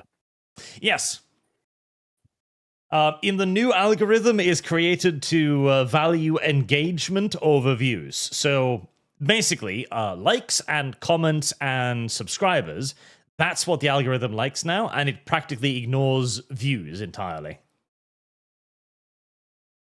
Because like it doesn't tell you that on the back end, it tells you the opposite of that. Yep. More it's of your been, subscribers are watching this video. But the thing is, as well, I watched YouTube's latest they do you know, in the YouTube studio, they'll put up a video for you to watch telling you how these things work. And so I watched this video a couple of months ago where they're like, yeah, basically subscribers don't really matter anymore. You know, it's the number of views you get that matter. Subscribers is kind of a vanity metric at this point. It's like, oh, fucking brilliant. So when it's like, oh, more of your subscribers are watching this video, it's like, yeah, well, so fucking what? If it doesn't matter. Well, there's another funny little issue. So there's a little thing you can tick off when you upload a video that makes it so that it doesn't send notifications to your subscribers when you upload a video. And that sounds absurd. Like, why wouldn't I want my subscribers to watch the video? Well, it's because once a channel grows to a certain size, if you've got, like, say, 100,000 subscribers, then the algorithm goes, okay, I expect this to get so-and-so many views based on the subscribers notified. Yeah. And if it grows slowly, or if you post it at a bad time or people just aren't interested in that, then YouTube will go, oh, this is a bad video because not as many people as I thought have clicked on it, so now I'm going to de-rank it. Right. Because I've seen this too, where I do a video that, like AI. AI is a weird topic, because initially my audience really liked talking about AI. Now they really hate talking about AI. So now, do you send it out without notifying your subscribers, do you? Yeah, now I click that off on AI videos, and they have significantly better growth. Why? Well, it's because the video doesn't get that initial negative in the algorithm, where the algorithm goes like, oh, this isn't popular. If you turn it off, then it doesn't expect that initial amount of views from your subscribers. I'm gonna play with that. It is a really fucking strange system that is really counterintuitive, but is how it works. Okay, well, I'll try that. I'll figure that out. It's a strange system. A very fucking weird system. But I've had enough data now to the point where I do recognize the difference. Oh, I believe it. You know, like I can totally believe that YouTube would do something that fucking stupid. And so that's also why those subscribers has become, as you say, a vanity metric. But it has also become actually a metric that hurts you. That's so wild, isn't it? Yep. You got a lot of subscribers, do you? Well, you're getting D-ranked. But what? Why? Popular. Popular, yeah. It is. That's mad. Absolutely mad. It's a weird system. The question is how this will affect viral videos, because now that only interactions are really rewarded, because back in the day, videos went viral because they got lots of views, right? Yeah. Now that the views Well, don't really they went matter, viral because they went viral because people shared them. yeah. And people share them often because, like, okay, this is clearly popular. Like, look at all of the stuff. This is funny or whatever, you know. Yeah, and then the algorithm went, oh, hey, look at this, and showed it to more people. Yeah. Whereas now that views don't matter, you'd probably need to maybe hit some kind of engagement level to see the boost instead. Yeah, I mean, like, if views don't matter, what does viral video even mean now? Fuck if I know.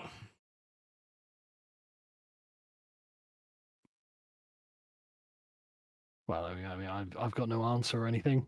Like, no, you know, if anyone in the chat has any fucking insight into the labyrinthine and unknowable workings of YouTube, let us know.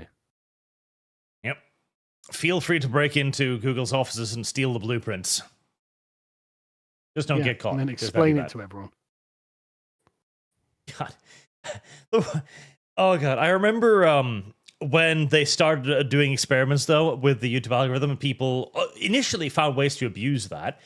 There were channels that were created entirely off just abusing the algorithm that did incredibly well. Based. Because initially, for example, they had a bug where the community tab, where you post things in the community tab, it would show it to people who weren't in your community. Yeah, and then you get loads of new subscribers. I saw there's a British guy channel that did a video on it. Yeah, like that was years and years ago, and he got enormous amount of tractions off that. Yeah. Because he basically realized that YouTube had failed to program this feature the way it was supposed to work. Well, I mean, good for him. Game the system. Indeed. Hate the game, not the player. Same with shorts for a while. There was a time there where shorts were a great way to get a lot of attention, but then everyone started using shorts, and then it became the same problem as everything else, where the rich get richer and the poor get poorer, essentially. Yeah, I've always been skeptical of the shorts. Sorry, I've got the bird on my shoulder and it's pecking the back of my head. Don't know why. What its problem is. What is your problem? Shorts are a tax write-off to me at this point. I just can't be bothered. Exactly. That's why I have an editor that just does all of that and uploads it for me, and I just write the expense off on my taxes, and that's literally the only thing. And the hope is that one day one of them will result in something. Shrug. Fair enough.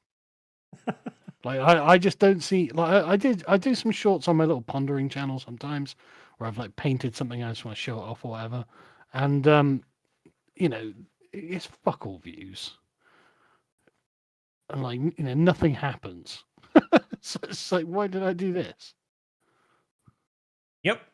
It's one of those things where you throw mud at the wall in the hope. It's like playing the lottery. Eventually, maybe something happens. Yeah. Most of the time, however, nothing ever happens. Yeah.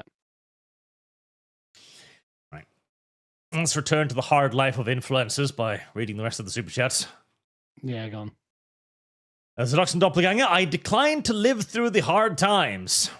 Well, good luck. Yeah, I don't know how you can refuse. Denerion, 410 on Streamlabs, I asked on side scrolls earlier what they thought was funnier. That I have a great uncle called Adolf, despite him being born after the war, or that I have a quarter black friend called Jakub. Well, I mean, as long as the surname isn't Hitler, I can understand someone being called Adolf. Because it's just a German name, you know? Yeah, I would go with the Jakub. That is funnier. Yeah, the Jakub thing is brilliant. I love the story of Jakub. Let's see. Adolf name popularity. The name Adolf was once popular in German-speaking countries, but has significantly declined in usage since World War II. Oh, really? What a shock. You don't say. How many kids were called Adolf last year in Germany? Oh, that is beautiful, though. So, 1907, like massive. Everyone's named Adolf. Everyone's named Adolf. Then we hit the difficult period. And something happened. Number of babies named Adolf each year, 0. Oh no, literally 0. Oh no. There's nothing wrong with the name Adolf, you know. It's just a name. That is well. It's got to have something to do with some sort of historical connotations, I guess. Yes, it does. Yeah. Reverend Norse, do you not think change is possible? Do you not believe that people have limits anymore? That no matter how abused the Westerners is, he will do nothing? I think if the money dries up, the Westerner will do something. Because that's the thing. People will put up with nearly any abuse, so long as they're fat and happy. Yeah. Once we're no longer fat and happy, the bar will lower significantly. In many ways, it really is about rational calculation, right? As in, well, I could go out and cause trouble, but I'll lose my job, I'll lose my house, you know. But the point being, he has something to lose. It's only when he doesn't have something to lose that these things change. But that time is rapidly approaching, so, you know, good news. Yeah, good news. Erin Benasha, howdy Norseman, howdy Saxon. Glad I finally caught the stream due to fever preventing me from attending the lads' weekly pub meetup. Have a great one. Sorry to hear that. Yeah, sorry to hear that too. Mercenary1, the AI is going to purposely mark everyone underage. Quite possibly. You know, I'm sure they're not going to deliberately do it. It's going to be incompetence, mate. Remember, most of the people in charge have got the reading age of an 8-year-old. That's true. Literally, that's self-admitted. MJ Bull, 515. Oh, they've taken away the at thing now again. Fuck, what is YouTube doing with that? Half the time, everyone's like at. Now that's bad. Now it's gone again. The at thing. Oh, yeah. What on the tagging on the video descriptions? No, the chat. So everyone was like at, right. And then they're like name and address and stuff. Right. Yeah, that magic code no longer works, I'm afraid. MJ Bull 515. Democracy does not last long. The public voting itself largesse from the treasury. We get open dictatorship when? Well, that's one of the other things. For so many years now, politicians have in essence been able to buy votes by going, I'm going to cut your taxes and increase social spending. It's ridiculous, isn't it? It is, but it's one of those things where, I mean, less taxes sure sounds good. And more social security sounds good too. And then you kind of stop thinking. But this is the thing. People have got to remember. The politicians are subject to the same educational system that's making us thick. Like they went to school too. And they come out of it with a reading age of 8 years old. Sujad, Burb is spy. You think the government has implanted something in your mother's bird? No, well, she is sat on my shoulder now, though. She didn't want to sit on me earlier when I was recording, so everyone can see her. Ah, bit shy. Strop with me, to be honest. Joshua Selvin, is Sargon's parrot one of those breeds that repeat inappropriate phrases at unfortunate moments? No, she doesn't really talk. She's not one of the talky types. She's too pretty for that. And she knows it. Mr. Personality, Bill, can you read over in the suggestion channel? What? Sometimes I think a lot of you are bots, because you write things I don't understand. Yeah, they're the bots. Aaron Benasha, Carl, an AI that can recognize content Arch made. comes out as a fucking Labour MP. What? Yes. Sorry, go on. An AI that can recognize content made by another AI might sound good, but then you realize it would just start as an arms race that would lead to AI content becoming more deceiving than ever before. I mean, it's on that way, right? Like that's the way it's going, whether we like it or not.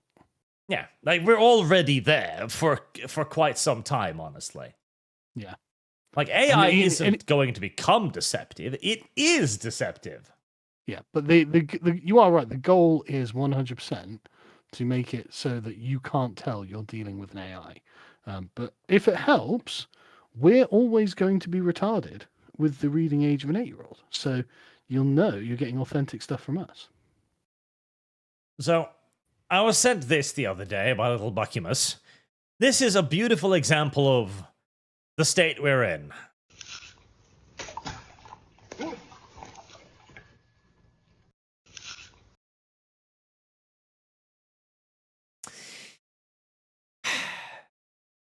It's already at the point where it's genuinely fucking impossible to tell sometimes. Until it gets obviously ridiculous. Yeah. AI, God, this shit is gonna get restricted so fucking hard. I'm just waiting for the first massive terrorist incident solo around AI that gets it crushed. It's going to be one of those think of the children moments where it's going to cause something ridiculous and it's going to be just yeetoed off the internet where we go full Butlerian jihad. I mean, I'm up for it. Because I'm someone who doesn't actually use AI to do the things I need to do. So I actually write my own scripts. I actually think of my own thoughts. You know, like I don't use AI to construct stuff, generally. Same. I've used my AI for giving me ideas for things because it's good at brainstorming. I'm not going to lie. I do use it to draw images, but that's because I've got no artistic talent. Scarf of the Strange says, Curry is funded. How much for a side of papadomus and a case of lager? I don't know what a papadomus is. No, I have no idea what that is. The Dodge UK, well, the God Emperor on the Crusade, how did the Astronomicon work? Well, we didn't have a giant hold leading directly into the warp in the basement of the Imperial Palace at the time. So that was useful. But before then, it was basically just a giant psychic beacon lighting up by sacrificing a few thousand psychers a day. Now the Emperor is there mostly to keep the beacon strong and also to keep the portal to hell in the basement closed. Well, thank you for his service, I guess. One-Eyed Gamer. Good news, Archer Sagan. I have found the theme song for Stamford Bridge, Saxons and Vikings by Amon Amarth, featuring Saxon. It's a great song. I've never heard it. Me neither. We'll like enter into licensing negotiations. Yeah, we will, right? So the latest Battlefield trailer released just today, and it has Limp Bizkit in it. Okay, blast from the past. I know, right? Yeah, I'm not hating it. So, for those of you born after the 90s, Limp Bizkit was one of those flash-in-the-pan 90s wonders that was absolutely everywhere for like a year or two, and then disappeared and was never heard from again. I feel like a lot of companies, even with the Fantastic Four and the Superman movie too, a lot of companies are now reaching back to the 90s for their nostalgia, and I gotta be honest, it's fucking working on me. It's working. Well, yeah, but the old Star Trek things, like, why are they using music from the 2000s or whatever, or the 90s, in like the 24th century? It's like, because art stopped in the 1990s. Yeah. I have lost. Unironically. Yeah. 1990s, early 2000s was our golden age. Like, we're done. We're finished. Our golden age has passed. Now we're just living in the remnants of our once great civilization as far as entertainment goes.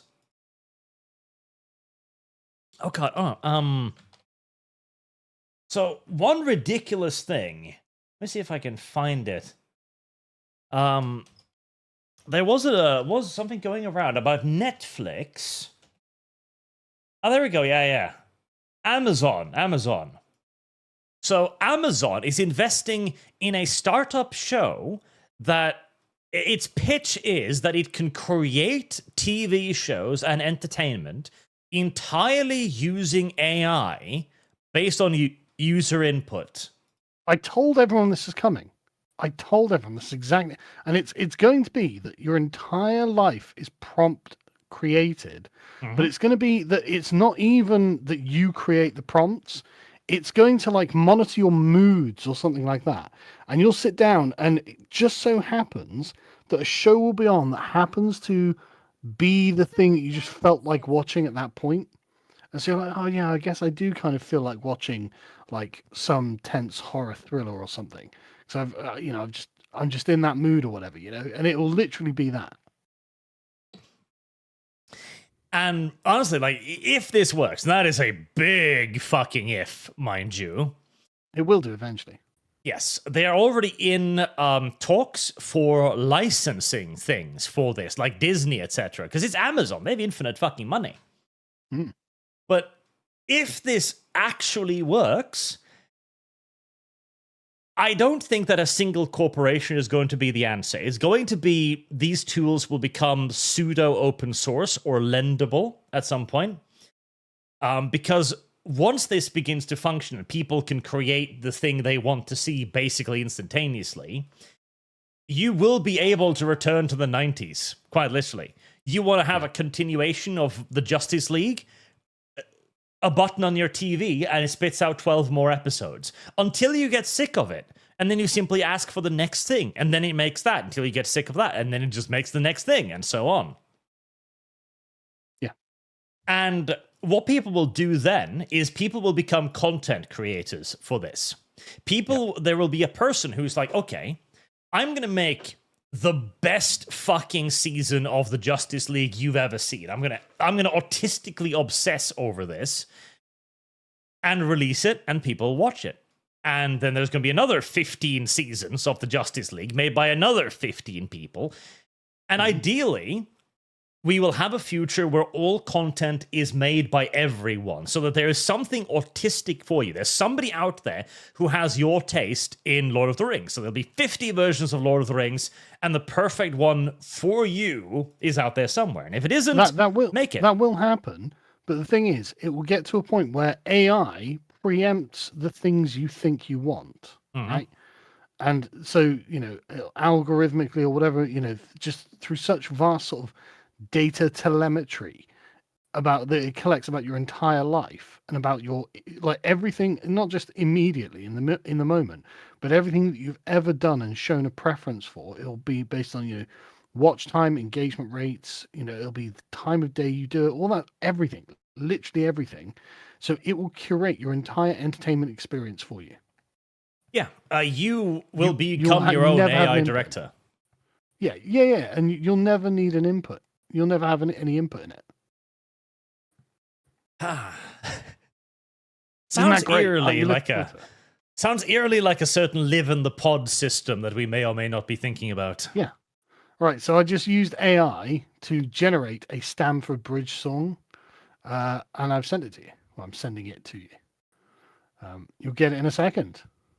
AI music is becoming dangerously good, dangerously quickly. Honestly, listen to it. It's pretty fucking good. It's really annoying.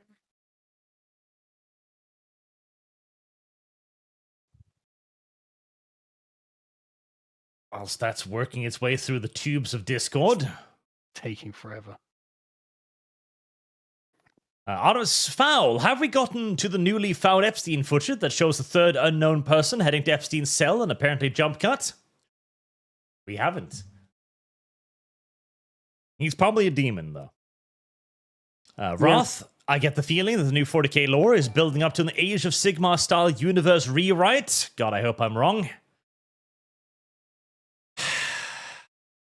Fucking 40k reboot, huh? Why not? Let them keep burning it. Yeah. Let them keep burning it. They do it themselves. If they want to destroy it, let them. I am beyond caring about GW's ability to destroy itself. Yeah, I've just got no sympathy. They're choosing to do this. Let them do it. Cabal Reborn. Warlord Games, maker of Bolt Action, is finally expanding their alternative history World War II models. Very much inspired by Wolfenstein. Is that Conflict 47?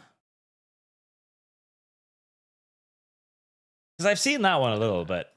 That's a cool little, like, diesel punky World War II style thing. Nah, I've not seen it. Couldn't tell. Local bird brain. I don't endorse Aztec human sacrifices. Imperium bad. Imperium good, because in this case, the Aztec human sacrifices really do bring the sun up. Or in this case, the Astronomicon. Yeah, I mean, like, if they actually had an effect, then they would be morally justified. Yes. If, after the conquistadors arrived, like when they killed the last Aztec priest, a giant serpent arose from the earth and swallowed the sun, he would be fully entitled to go, I told you so. Yeah. But it's been a while since we stopped the human sacrifices, and the sun's still coming up, so... It's only been 500 years. That's true. We got to give it a bit more time.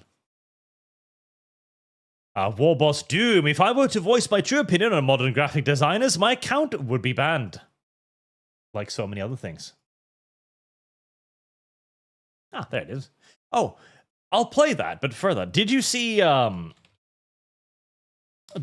Batman Aztec? You know, yeah, okay, I did, actually. And I thought it was more interesting than almost anything they've done in a long time.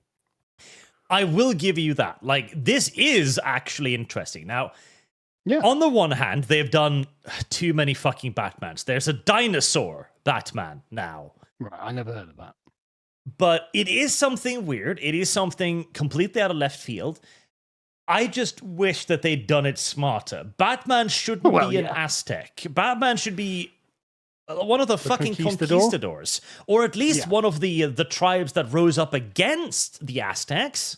Yeah, it doesn't make sense to have Batman as an Aztec and then a conquistador as the Joker. That is silly. But it is at least something different and interesting. And I got a load of backlash for this. But I stand by it. I think it's more interesting than like the slop that is normally produced. This at least someone did put a bit of thought into this. You know, they were stupid and evil, but at least this is not just the same old, same old. Yeah, and again, it becomes one of those good idea, right? Because Caped Crusader, the last Batman show, was also a good idea. What if we do Batman in the 1940s, 30s, and we do all of the cool old school gadgets, old school villains, and we make it crazy old-fashioned Batman? Okay, I like the sound of it. And then you add in the modern day nonsense, which saw the show entirely focused on a pair of women rather than Batman. That's what I feel about that. Entirely focused on gender studies. Yeah. That's how I feel about Batman Aztec. In theory, this is cool, but then they show us Batman as the son of an Aztec nobility.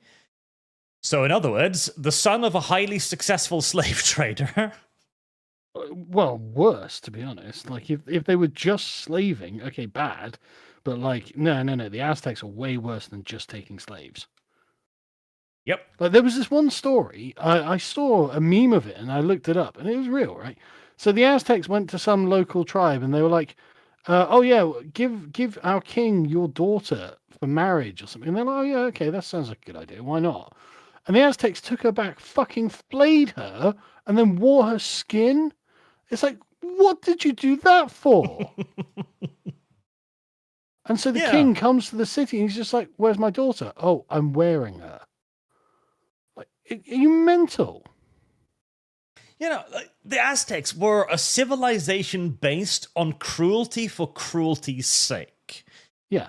they believe they had a ritual where they would sacrifice children for rain. But it wasn't just killing the kids. See, that wasn't good enough. No. They had to torture the children because what brought rain wasn't the blood of children, it was the tears of children.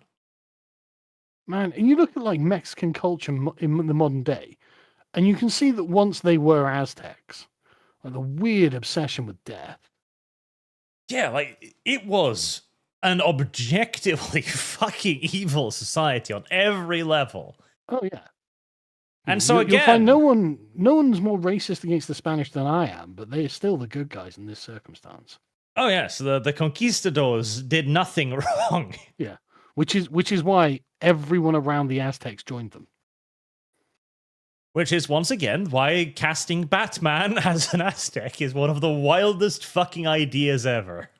Yeah, it's crazy. It's literally a declaration to say that we love the Aztecs and we think they did nothing wrong. Let me play this whole clip as well. Can I open this in the... Download it, so then I can play it in the browser so everyone can hear it.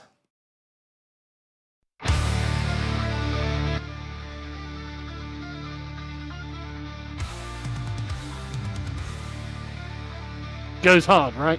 Yep, right off the bat.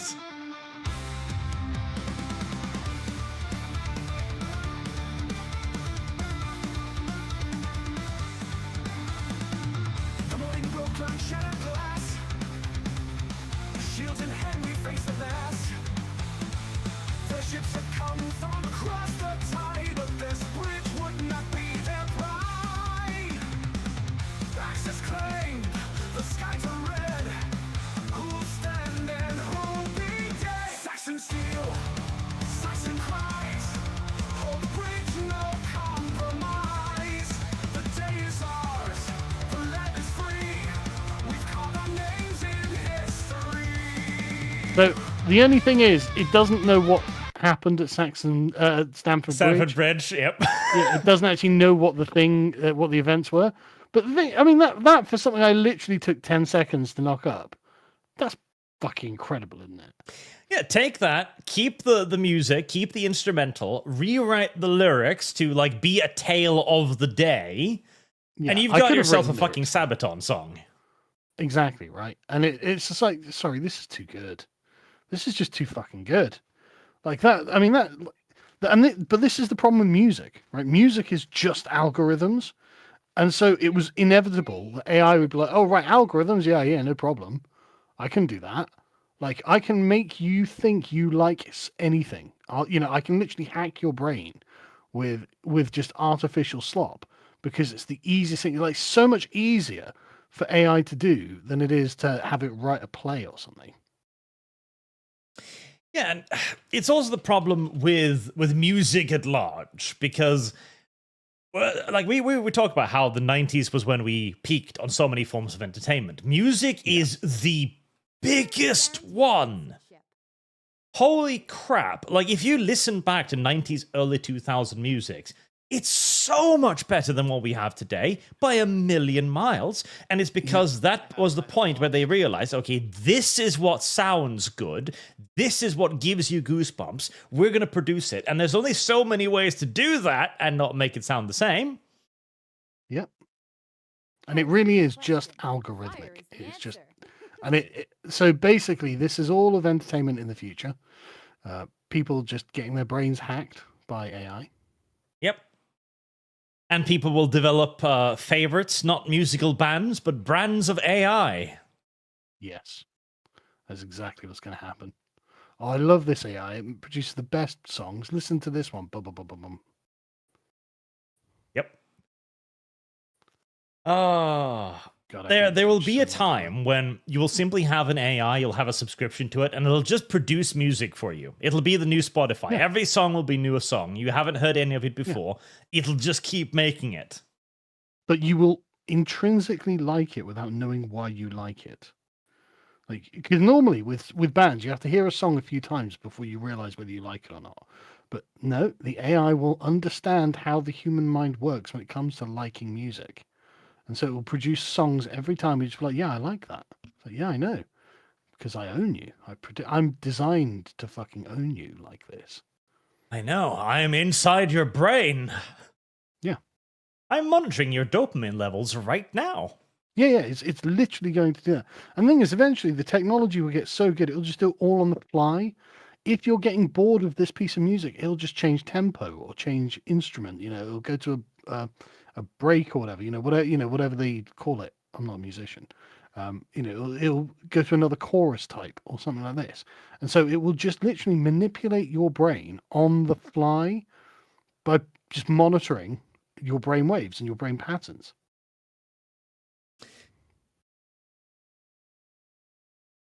Welcome to the future, Arch. Welcome to the future. It's Such hell. good news. Yeah, I know. It's fucking hell. Did you see the Destiny schizo video? I don't think so, no. Oh my god, it's so good. It's such a good video. It's about 16 minutes long, so you can't watch it now. But it is such a good video. I'll find it for you.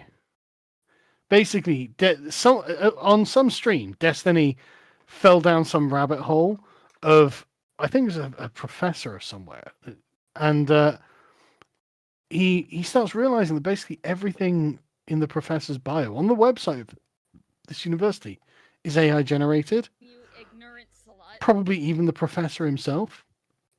It's like, what the fuck is happening, man? That might be something for next week then. Yeah, it honestly, it's really, really good. The big, I can't remember the name of the channel that made it, but it's had millions of views. So but it's genuinely an incredible piece of art. And the thing is, because the way the story is told throughout the edit, like it actually builds tension, and Destiny's delivery style actually really works for this. Definitely something for next week then.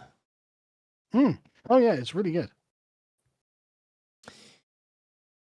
Kopesh, 88. The Emperor tries to protect humanity, but his plan is high risk. Literal hell is his ultimate enemy. His attempt to defeat chaos is noble. Yes, he is struggling against impossible odds in order to protect everything. That is a noble aspiration. Yeah, but that's also human supremacist. It is, because it turns out that everyone else that isn't human is like, nah, we're just going to have to deal with chaos being an eternal danger to the entire fucking universe. Yeah, or we're just going to kill all the humans for some reason. So it's like, yeah, it kind of is human supremacist, but it's kind of justified, isn't it? So on the Lich, based Florida is turning into based Texas now. Dusty Knee will beg for that NordVPN sponsorship like he begged for Nick Winter's load in his mouth. There's some lore here that I'm unaware of. Yeah, I don't know what you're talking about there, my brother, but carry on. Tenerian, I'm hoping companies will draw more inspiration from the 90s and early 2000s. I say as I look at my collection of PS1, PS2 games where the main characters usually are either the guys with the biggest muscles or the girls with the biggest boobs. I mean, yes. Yeah, I mean, fingers crossed. Like, it's not difficult to create a good character, especially not, like, it was hard in the 90s because there were so many good ones. Now, Yeah, now. paint big tits on one, and that's pretty much better than 98% of what Hollywood can produce. I mean, the thing is, you don't even have to go crazy for it. All you have to do is make something that doesn't hate its own audience. Yeah. Like it's literally that simple, right? I know it sounds crazy, but if you just approach the audience by saying, look, we think you like this and you'll like this and we like this and we want you to like something. Like, I swear to God, I think that's the secret. Well, again, like, it's always been that simple. The Sydney Sweeney ad that she did for American Eagle saw their stock skyrocket because they had an attractive woman wearing their clothes. No, it's not just that. It's not just that, right? What it is Sydney Sweeney exudes a kind of likability that suggests that she doesn't hate men. That's true. She's a model that doesn't hate males. Yeah, you could find an attractive woman who hates women, and you'll find that she's not very hates men, and you'll find she's not very popular. Like was Brie Larson, right? When she was on that stage being like, I don't hate men, I just think blah blah blah blah. Okay, you hate men, got it. We understand, right? Like, she's an attractive woman, but she hates men. She doesn't look very friendly. She doesn't, you don't want to spend any time with her because she looks like she fucking hates you. But Sydney Sweeney does not come across like she fucking hates you. Well, she has successfully managed to do what the celebrities have failed at, which is to simply just be. Don't have a political opinion. Don't put yourself out there. Don't talk shit about people. Just be likable. Lecture me. Yeah, exactly. And so it's the secret is just appear to like the people you're pitching to. Yeah. Just it's be that nice. simple. Yeah, just don't hate them. And Hollywood's like, well, best I can do is call you a fucking Nazi. Yep. Alex Anderson, the anime Shimoneta, warned us about this, and now we have high schoolers waging guerrilla warfare against the government by spreading porn. Citadel. I haven't seen that, but I mean, we are basically there. Yeah. You ignorant. And Lost 32, Sargon, have you seen the academic agent's video on Stalin? How the West probably lied a bunch about him, for example, the Moscow trials. No, I haven't seen it. Walking Corpse, it's like 12-year-old's idea of edgy, like a cartoon Tarantino movie. I like a 12-year-old's idea of edgy, though. If it was actually a 12-year-old. What's that, sorry? What is like a 12-year-old's idea of edgy? I'm not sure. This is why we need timestamps on these. Yeah, I do wish it'd give you the timestamp. Just click on this, you could go to that place in the video, so I'd know what we were talking about at that point in time. Yeah. Scarf of the Strange, I'm expecting a Space Marine McDonald toy. I'm surprised we don't have one already, honestly. Honestly, that's a great barometer. That's a great, that's it. When Space Marines are in Happy Meals, that's when Games Workshop would be fucking satisfied. Zedekiah, blame it on CalArts. There you go. The art style. Yep. Yeah. Oh, a new 40K is Walking Corpse. Yeah, I don't even think it's a 12-year-old start thinking of edgy, because 12-year-olds can be pretty edgy. Oh, yeah. But no, this is anti-edge. They're Yes. against edginess. This is like 35-year-old Californians' idea of edgy. Yeah, Slanesh is a god of excess, so he plays his music really loud and wears pink. It's like, my brother in Christ, he used to rape people to death. Well, there's now, he's probably a gay icon. See, those are the horsemen of the apocalypse. Space Marines and Happy Meals, and Slanesh is a gay icon. Well, Slanesh probably is a gay icon, to be honest, ironically. Cool dudes. 4208. Greetings, Art and Sargon. Here in Canada, local Liberal MP Federal lost his seat in the last election. He has recently been installed without a vote to a high position in our regional council. A rural town which helps vote him out just had its fire and medical resources, which are controlled regionally, slashed due to budget constraints. Just a coincidence, I'm sure. It's just amazing how these people keep failing upwards, isn't it? Listen, you shouldn't have voted against the interests of your party. Yeah, the system chose him, and you're getting him whether you fucking like it or not. This is also one of the core failings of the beautiful idea that was democracy, is the fact that the idea is that you can vote people in and out of power. The reality is that once you're in the club, they will find a position for you. They will make a job for you. Like, getting fired from a government job, man, you gotta pull some shit to manage that. Well, it's basically impossible in most Western countries. Yep. I mean, you've got to be streaking through the office, smacking women in the face with your dick to even stand a chance. Yeah, you've got to literally be posting, I don't hate my country on social media. What was Doom? Why does it feel like every corporate entity has lost the ability to call out their own investors that actively harm the company? Well, because they're the ones that own the money. I honestly think it's just committees. Like, everything's a committee now. So everything's designed by committee, and that means it's shit. Patrick Reed, your channel have been doing amazing because you have been doing great work. Oh, thank you. Charles the Beagle, Pilgrim Pass made a great video comparison between Avatar and the Princess Mononoke and how to have a message done right. Yeah, there's Sorry, many. Avatar and what?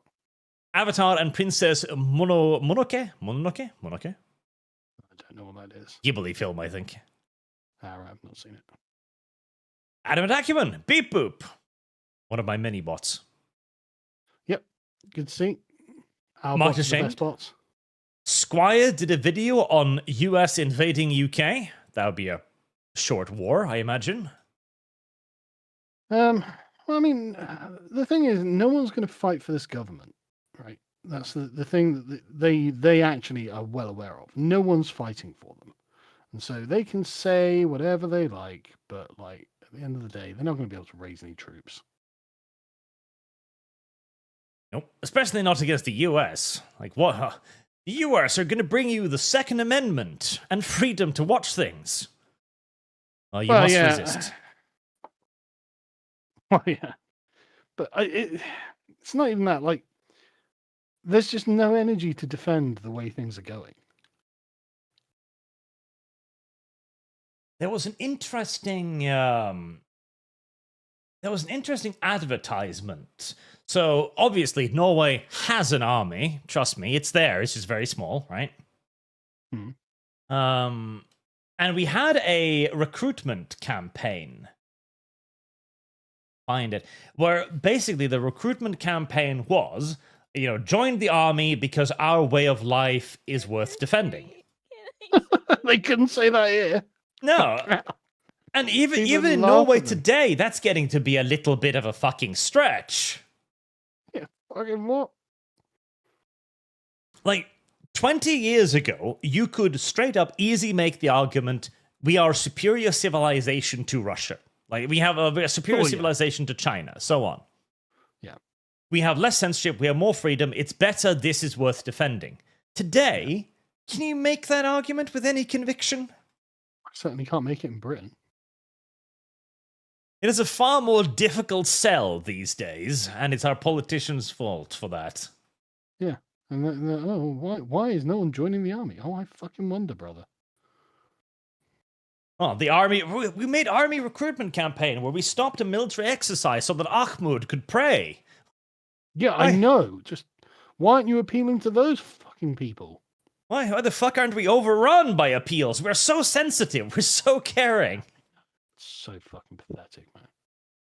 Not to mention as well, the fundamental point of an army is to be fucking professional. Right? This is what you want to see. You want to see some big dudes with massive fucking gun that looks like they've seen some shit. Because if you're fighting alongside these guys, odds are you'll be fine. Yeah.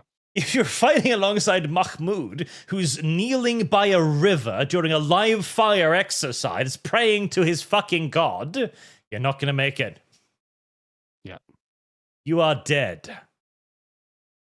This is the entire reason why during the Second World War, so many people joined up for the airborne in the United States. Because the airborne were one of the few formations in the US Army that actually received some fucking basic training.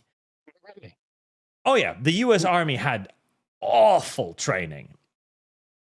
Huh. I would like some basic training. The entirety of the US Army was basically the elite formations like Armor, 1st Armor Division, the Airborne. These were the ones who used to actually do anything offensive. The rest of the army usually just sat on its ass and provided artillery fire support. And the Germans learned this very quickly. They developed a doctrine where they would leave one machine gun behind. So the US troops would advance, the machine gun would just blare out a couple belts of ammunition, and then it would leave. And the Americans could, generally speaking, be relied upon to sit there for a day as they bombed the ever-living fuck out of every square kilometer in front of them for hours and hours. Well, I mean, tactics. Indeed. Now, of course, that did work because, they won the war. Yeah, but it's because the Russians took fucking Berlin. Yes, largely. The Germans very quickly realized that fixed positions against the Americans was a fucking retarded idea. Yeah, they've got way too much artillery. Yeah. But they also realized that the Americans could be persuaded to stay put for extended periods of time with very little effort. Bald Eagle, it's creators like you that help us hold the line, Sargon. Especially, I know lots of people that know who you are. That is impressive where I live. Oh, I'm glad to hear that. That's very cool. Shikidor, underselling, being a content creator to continue being a content creator. Subscribe to my Patreon. Slugs and Doppelganger, they are attacking the circus of the bread and circus. You need both to prevent unrest. Well, that, and here's the thing. We've been attacking the circus for 10 years, but now we're about to run out of bread. What could possibly go wrong? Who knows? Sidewings Raging, can someone tell me if Jeremy Clarkson was arrested for protesting with the farmers? I've seen the Rozzers threaten him. No, he wasn't arrested, to the best of my knowledge. Google it and see. I mean, it would be a really silly thing. Jeremy Clarkson's probably like the most beloved man in England at this point. Yep, I can't find any mentions of him being arrested. I very much doubt it. And again, like, that would be ridiculous. Jeremy, again, he is probably the most popular man in England right now. Yeah. By a significant margin. Like, Clarkson's farm has done a lot to just display also the idiocy of local government. Oh, yeah. Yeah. It's so good. Red pilling the masses about local councils. Toastmaster, all that is too obviously AI, so AI assumes AI is not AI because no one would be so obviously AI. At that point, we get the singularity. Quite possibly. Scarf of the Strange, I'm secretly trying to turn Arch into David Lister from Red Dwarf. I don't know who that is either. That sounds like British television to me. Oh, you've never watched Red Dwarf? Nope. Oh, it's really good. I mean, it's more impactful if you're British, but it's actually really good. It's basically Red Dwarf is a character study in certain kinds of archetypes, and it works really, really well. Like there's the kind of slacker. It's from the early 90s. There's the sort of the slacker who doesn't do any work, the dropout called Dave Lister. The highly neurotic but completely unsuccessful, do-gooder type in Arnold Rimmer, and they're constantly warring with each other. And then you've got a couple of other characters, but theirs is the main dynamic, and it's actually really, really decent. But Dave Lister, obviously, his true colors are that he's actually a heroic man, and Arnold Rimmer is actually the sniveling weasel, which is why he's constantly ass-kissing with his superiors. The TC Titan, Limp Bizkit released an album in 2011, Golden Cobra. And I found the cover art for that. Oh, yeah. If this doesn't communicate fall from grace, I don't know what does. I didn't even hear about this. I mean, it looks like they hired the 11-year-old child of one of the band members to draw their promotional art for them, so I'm not surprised. To be fair, their breakout album was called Chocolate Starfish and the Hot Dog Flavored Water. I mean, that at least is a fun title, okay? That one is difficult Really to forget. Immature. It's really immature. True, but at least it's catchy to an extent. I guess, but it is really immature. No one. We have become far, far too infatuated with AI. All LLMs are just statistics trying to guess the next word, aka a stochastic parrot. Correct. Tori in a box. Arch will replace me with AI soon. Also, hi, Sargon. Hello. And Cheer, have you seen AI North Korean Lord of the Rings in YouTube? No, but that sounds like a good time. Mason Miller, I don't know, guys. The life on that asteroid could be fungal and British. Works. I mean, honestly, it's just there's gonna be nothing there. I hate this fucking. Oh, it could be. It's not aliens. It's never aliens. Stop saying it's fucking aliens. it's not aliens, but if there were aliens, I'd prefer it if they were orcs, because that at least would be funny. Well, yeah, I mean, but it's not. That's the thing. It's not anything. Like nothing ever happens. Oh, check it all. This sounds like Dream Evil Dragon Slayer. The song, I guess. Insane Hippie Hippie saying the Aztec god of harvest is called the Flayed Lord. Only the Aztecs could be like, what's your god of harvest? Oh, the flayed one. The fuck does that have to do with harvesting anything? Don't know. Too busy playing people to think about that.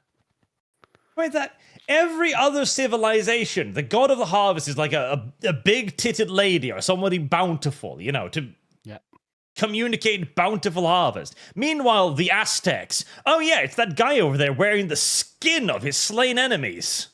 Have a dead thing. That's right. The guy without any skin. Good point. It's like, thanks, Aztecs. The Aztecs were just psychotic. There must have been something radioactive in the water. I don't fucking know. Genuinely evil. No, but the thing is, the other ones around them weren't nearly as evil as the Aztecs. The Aztecs were just unusually evil. Well, they did live in the middle of a lake, so there's clearly something in that lake that was not good. I tell you, though, as a starting point in like a Civ game or something, that is a pretty cool location. Oh yeah, you're very safe from invasion there. Yeah. Oh, But, until like, the enemy brings cannons. If you look at like the Inca or whatever, they weren't evil like the Aztecs were. Not even close. No, we're not. Yeah. So it's just like, okay, what's going on here?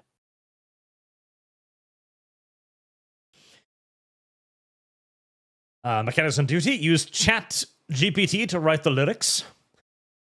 Should have done, yeah. Scarfy the Strange, we already have AI Seinfeld. Seinfeld?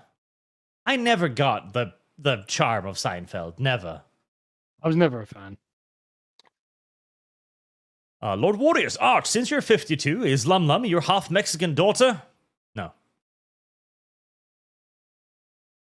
Humble Merchant, please explain in detail why Tau women prefer human men both romantically and sexually. Because the Tau race is literally a race of endorphin-crazed cuckolds that are led astray by the smell of their leadership class. Jesus Christ. I mean, that's really weird. They're led by their leaders because they smell nice. That's just not a good way to organize a society. I mean, to be honest with you, though, the humans literally are just, your leaders are just taller than everyone else. True, but at least they don't smell good. No, they probably smell terrible, but like, what the emperor happens to be like 20 feet tall or something, apparently. It's like, what? Yeah, but that's a good argument for listening to him, because if you don't, he'll just step on you. It's the old male instinct of not arguing with somebody who's a head taller than you. In this case, a head and torso. EC90, what is your thoughts on the new South Park season? Haven't watched much of it. Yeah, I can't remember the last time I watched South Park, to be honest. What I did notice, though, is they're clearly going really hard on the White House in the hope of causing some stir, but like I see a lot of leftists going like, oh, the Chads are really angry about this. The White House is outraged. Meanwhile, I've seen nothing from the White House, and the worst from the right wing is like, this is kind of boring and dull. Like, why don't they pick on anybody else? Trump has got a small dick. You've never heard that one before. Like, the left literally made statues of naked Trump with a tiny dick. Yeah. Like this, and that was back in like 2017. Like, come on, guys. Like, this is not very exciting. Like, the thing is about South Park is that usually it's quite insightful with the way it approaches its critique, and that's what made it so famous, frankly. But this is not an insightful or edgy critique. This is just, we don't like Trump, and we want you to know that we don't like Trump.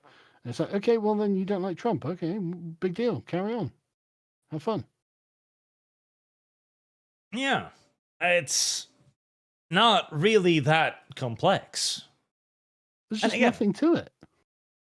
there's ways to delivering these messages with an idea of subtlety too. Mm. One South Park song I quite like is Cartman going, "There are too many minorities in my water park." This was, of course, quite some time before there were too many minorities in not just our water park, but everywhere. Yeah. As this was from 2009, when we didn't understand this yet. But look around you today. Who isn't of the opinion that there are too many minorities at the water park? Mm. And maybe in another 15 to 16 years, we will go like, oh yes, Trump did have a small dick, and that was responsible for a lot of terrible things. I mean, maybe it is. Who knows? But like, the point is, I heard it before. This is boring. And another thing to remember that's important about this as well is that South Park deliberately place themselves as the jesters in the conversation. Right? You do not engage in a dialectic with the jester. You let the jester tell his joke. You go, haha, wow, I've never been roasted like that before, and then you get on with your life. Yeah, and I think if anything, the problem is that they're trying too hard with Trump. Yeah, Like, that is definitely true. It's obvious that they're being purely antagonistic, and they're like, "Oh my god, the White House is going to sue us," and Trump just sits there like, "That's fucking cringe, bro." Trump shouldn't even respond. Just be like, "Oh, I didn't see it." Yeah, just ignore it. Yeah. So you don't get into an argument with the jester. It's the jester's job to mock the king. Okay, let him do it. The king goes awry when he starts persecuting the jester, which is what they're trying to provoke Trump into doing. So you just ignore it, let the jester do his job. This is his fucking job. And carry on with your life. Reverend Norse, one problem with democracy is that the politicians create institutions that remain regardless of what party is in power, staffed with ideological people. True, but that's the same with anything, really. Any system of government is like that. Yep. Because unfortunately, we can't simply restart the entire system every election. Institution is. Sajad, Sargon, have you watched Black Books? I've been trying to get Arch to watch it for a while. Great, dry, British-Irish humour. If it helps, I always hated it. Ah, there you I go. was never a fan. There's a kind of early 2000s comedy style that I really don't like. And Black Books is part of it. So is the IT crowd and all those sort of things. Like I was never a fan of the style of comedy of these things. So I didn't get into them. Insane hippie sane. The flayed lord flayed himself. Aha. Someone's getting flayed. Again, I reiterate my question. What does this have to do with wheat? Yeah, or corn. Coppish 88. Watch Yes Minister. Great political humor. Haven't heard of it. Alexander Cross, the Incas and Mayans did human sacrifice too, not as much as the Aztecs, but they absolutely did sacrifice people. That they did, but they didn't do it quite as eagerly. Gleefully, yeah. Yeah. The Aztecs, the thing is, yeah, I'm not saying that the Incas never did anything wrong or anything like that, but there's just like a tonal difference in the things that they do compared to the Aztecs. The Aztecs genuinely seem to enjoy it. And they made up further rituals so that they could continue to enjoy it. As again, remember, their gods weren't real. They didn't receive divine instructions about this. Some dude thought to himself, "It'd be really funny to kill children slowly. I better find an excuse for this." And so their religion was formed. Scarf the Strange, Aztecs only lived in that lake because they got kicked out of everywhere else for being too bloodthirsty. I mean, that is a good reason to sequester yourself in a natural fortress, to be fair. Yep. And Frog Jupiter, the last one. Why does the UK government, which wants state-enforced sex ed for toddlers, suddenly want internet ID to protect children? For the same reason they want 16-year-olds voting. They have no idea what they're doing. They all have the reading level of an 8-year-old, and they are stupid. They are stupid and malicious. Yeah. They're stupid and deeply partisan. And that is at an end for another Stamford Bridge. Wonderful. All right. Thank you, chat. Thank you very much for coming out and watching us today. Thank you for hitting the like button. I'm looking at you judgmentally, chat, that hasn't. Yeah, if you haven't hit that like button, You are judged harshly. hmm. And thank you for your incredibly generous donations, chat. See you all again next week again.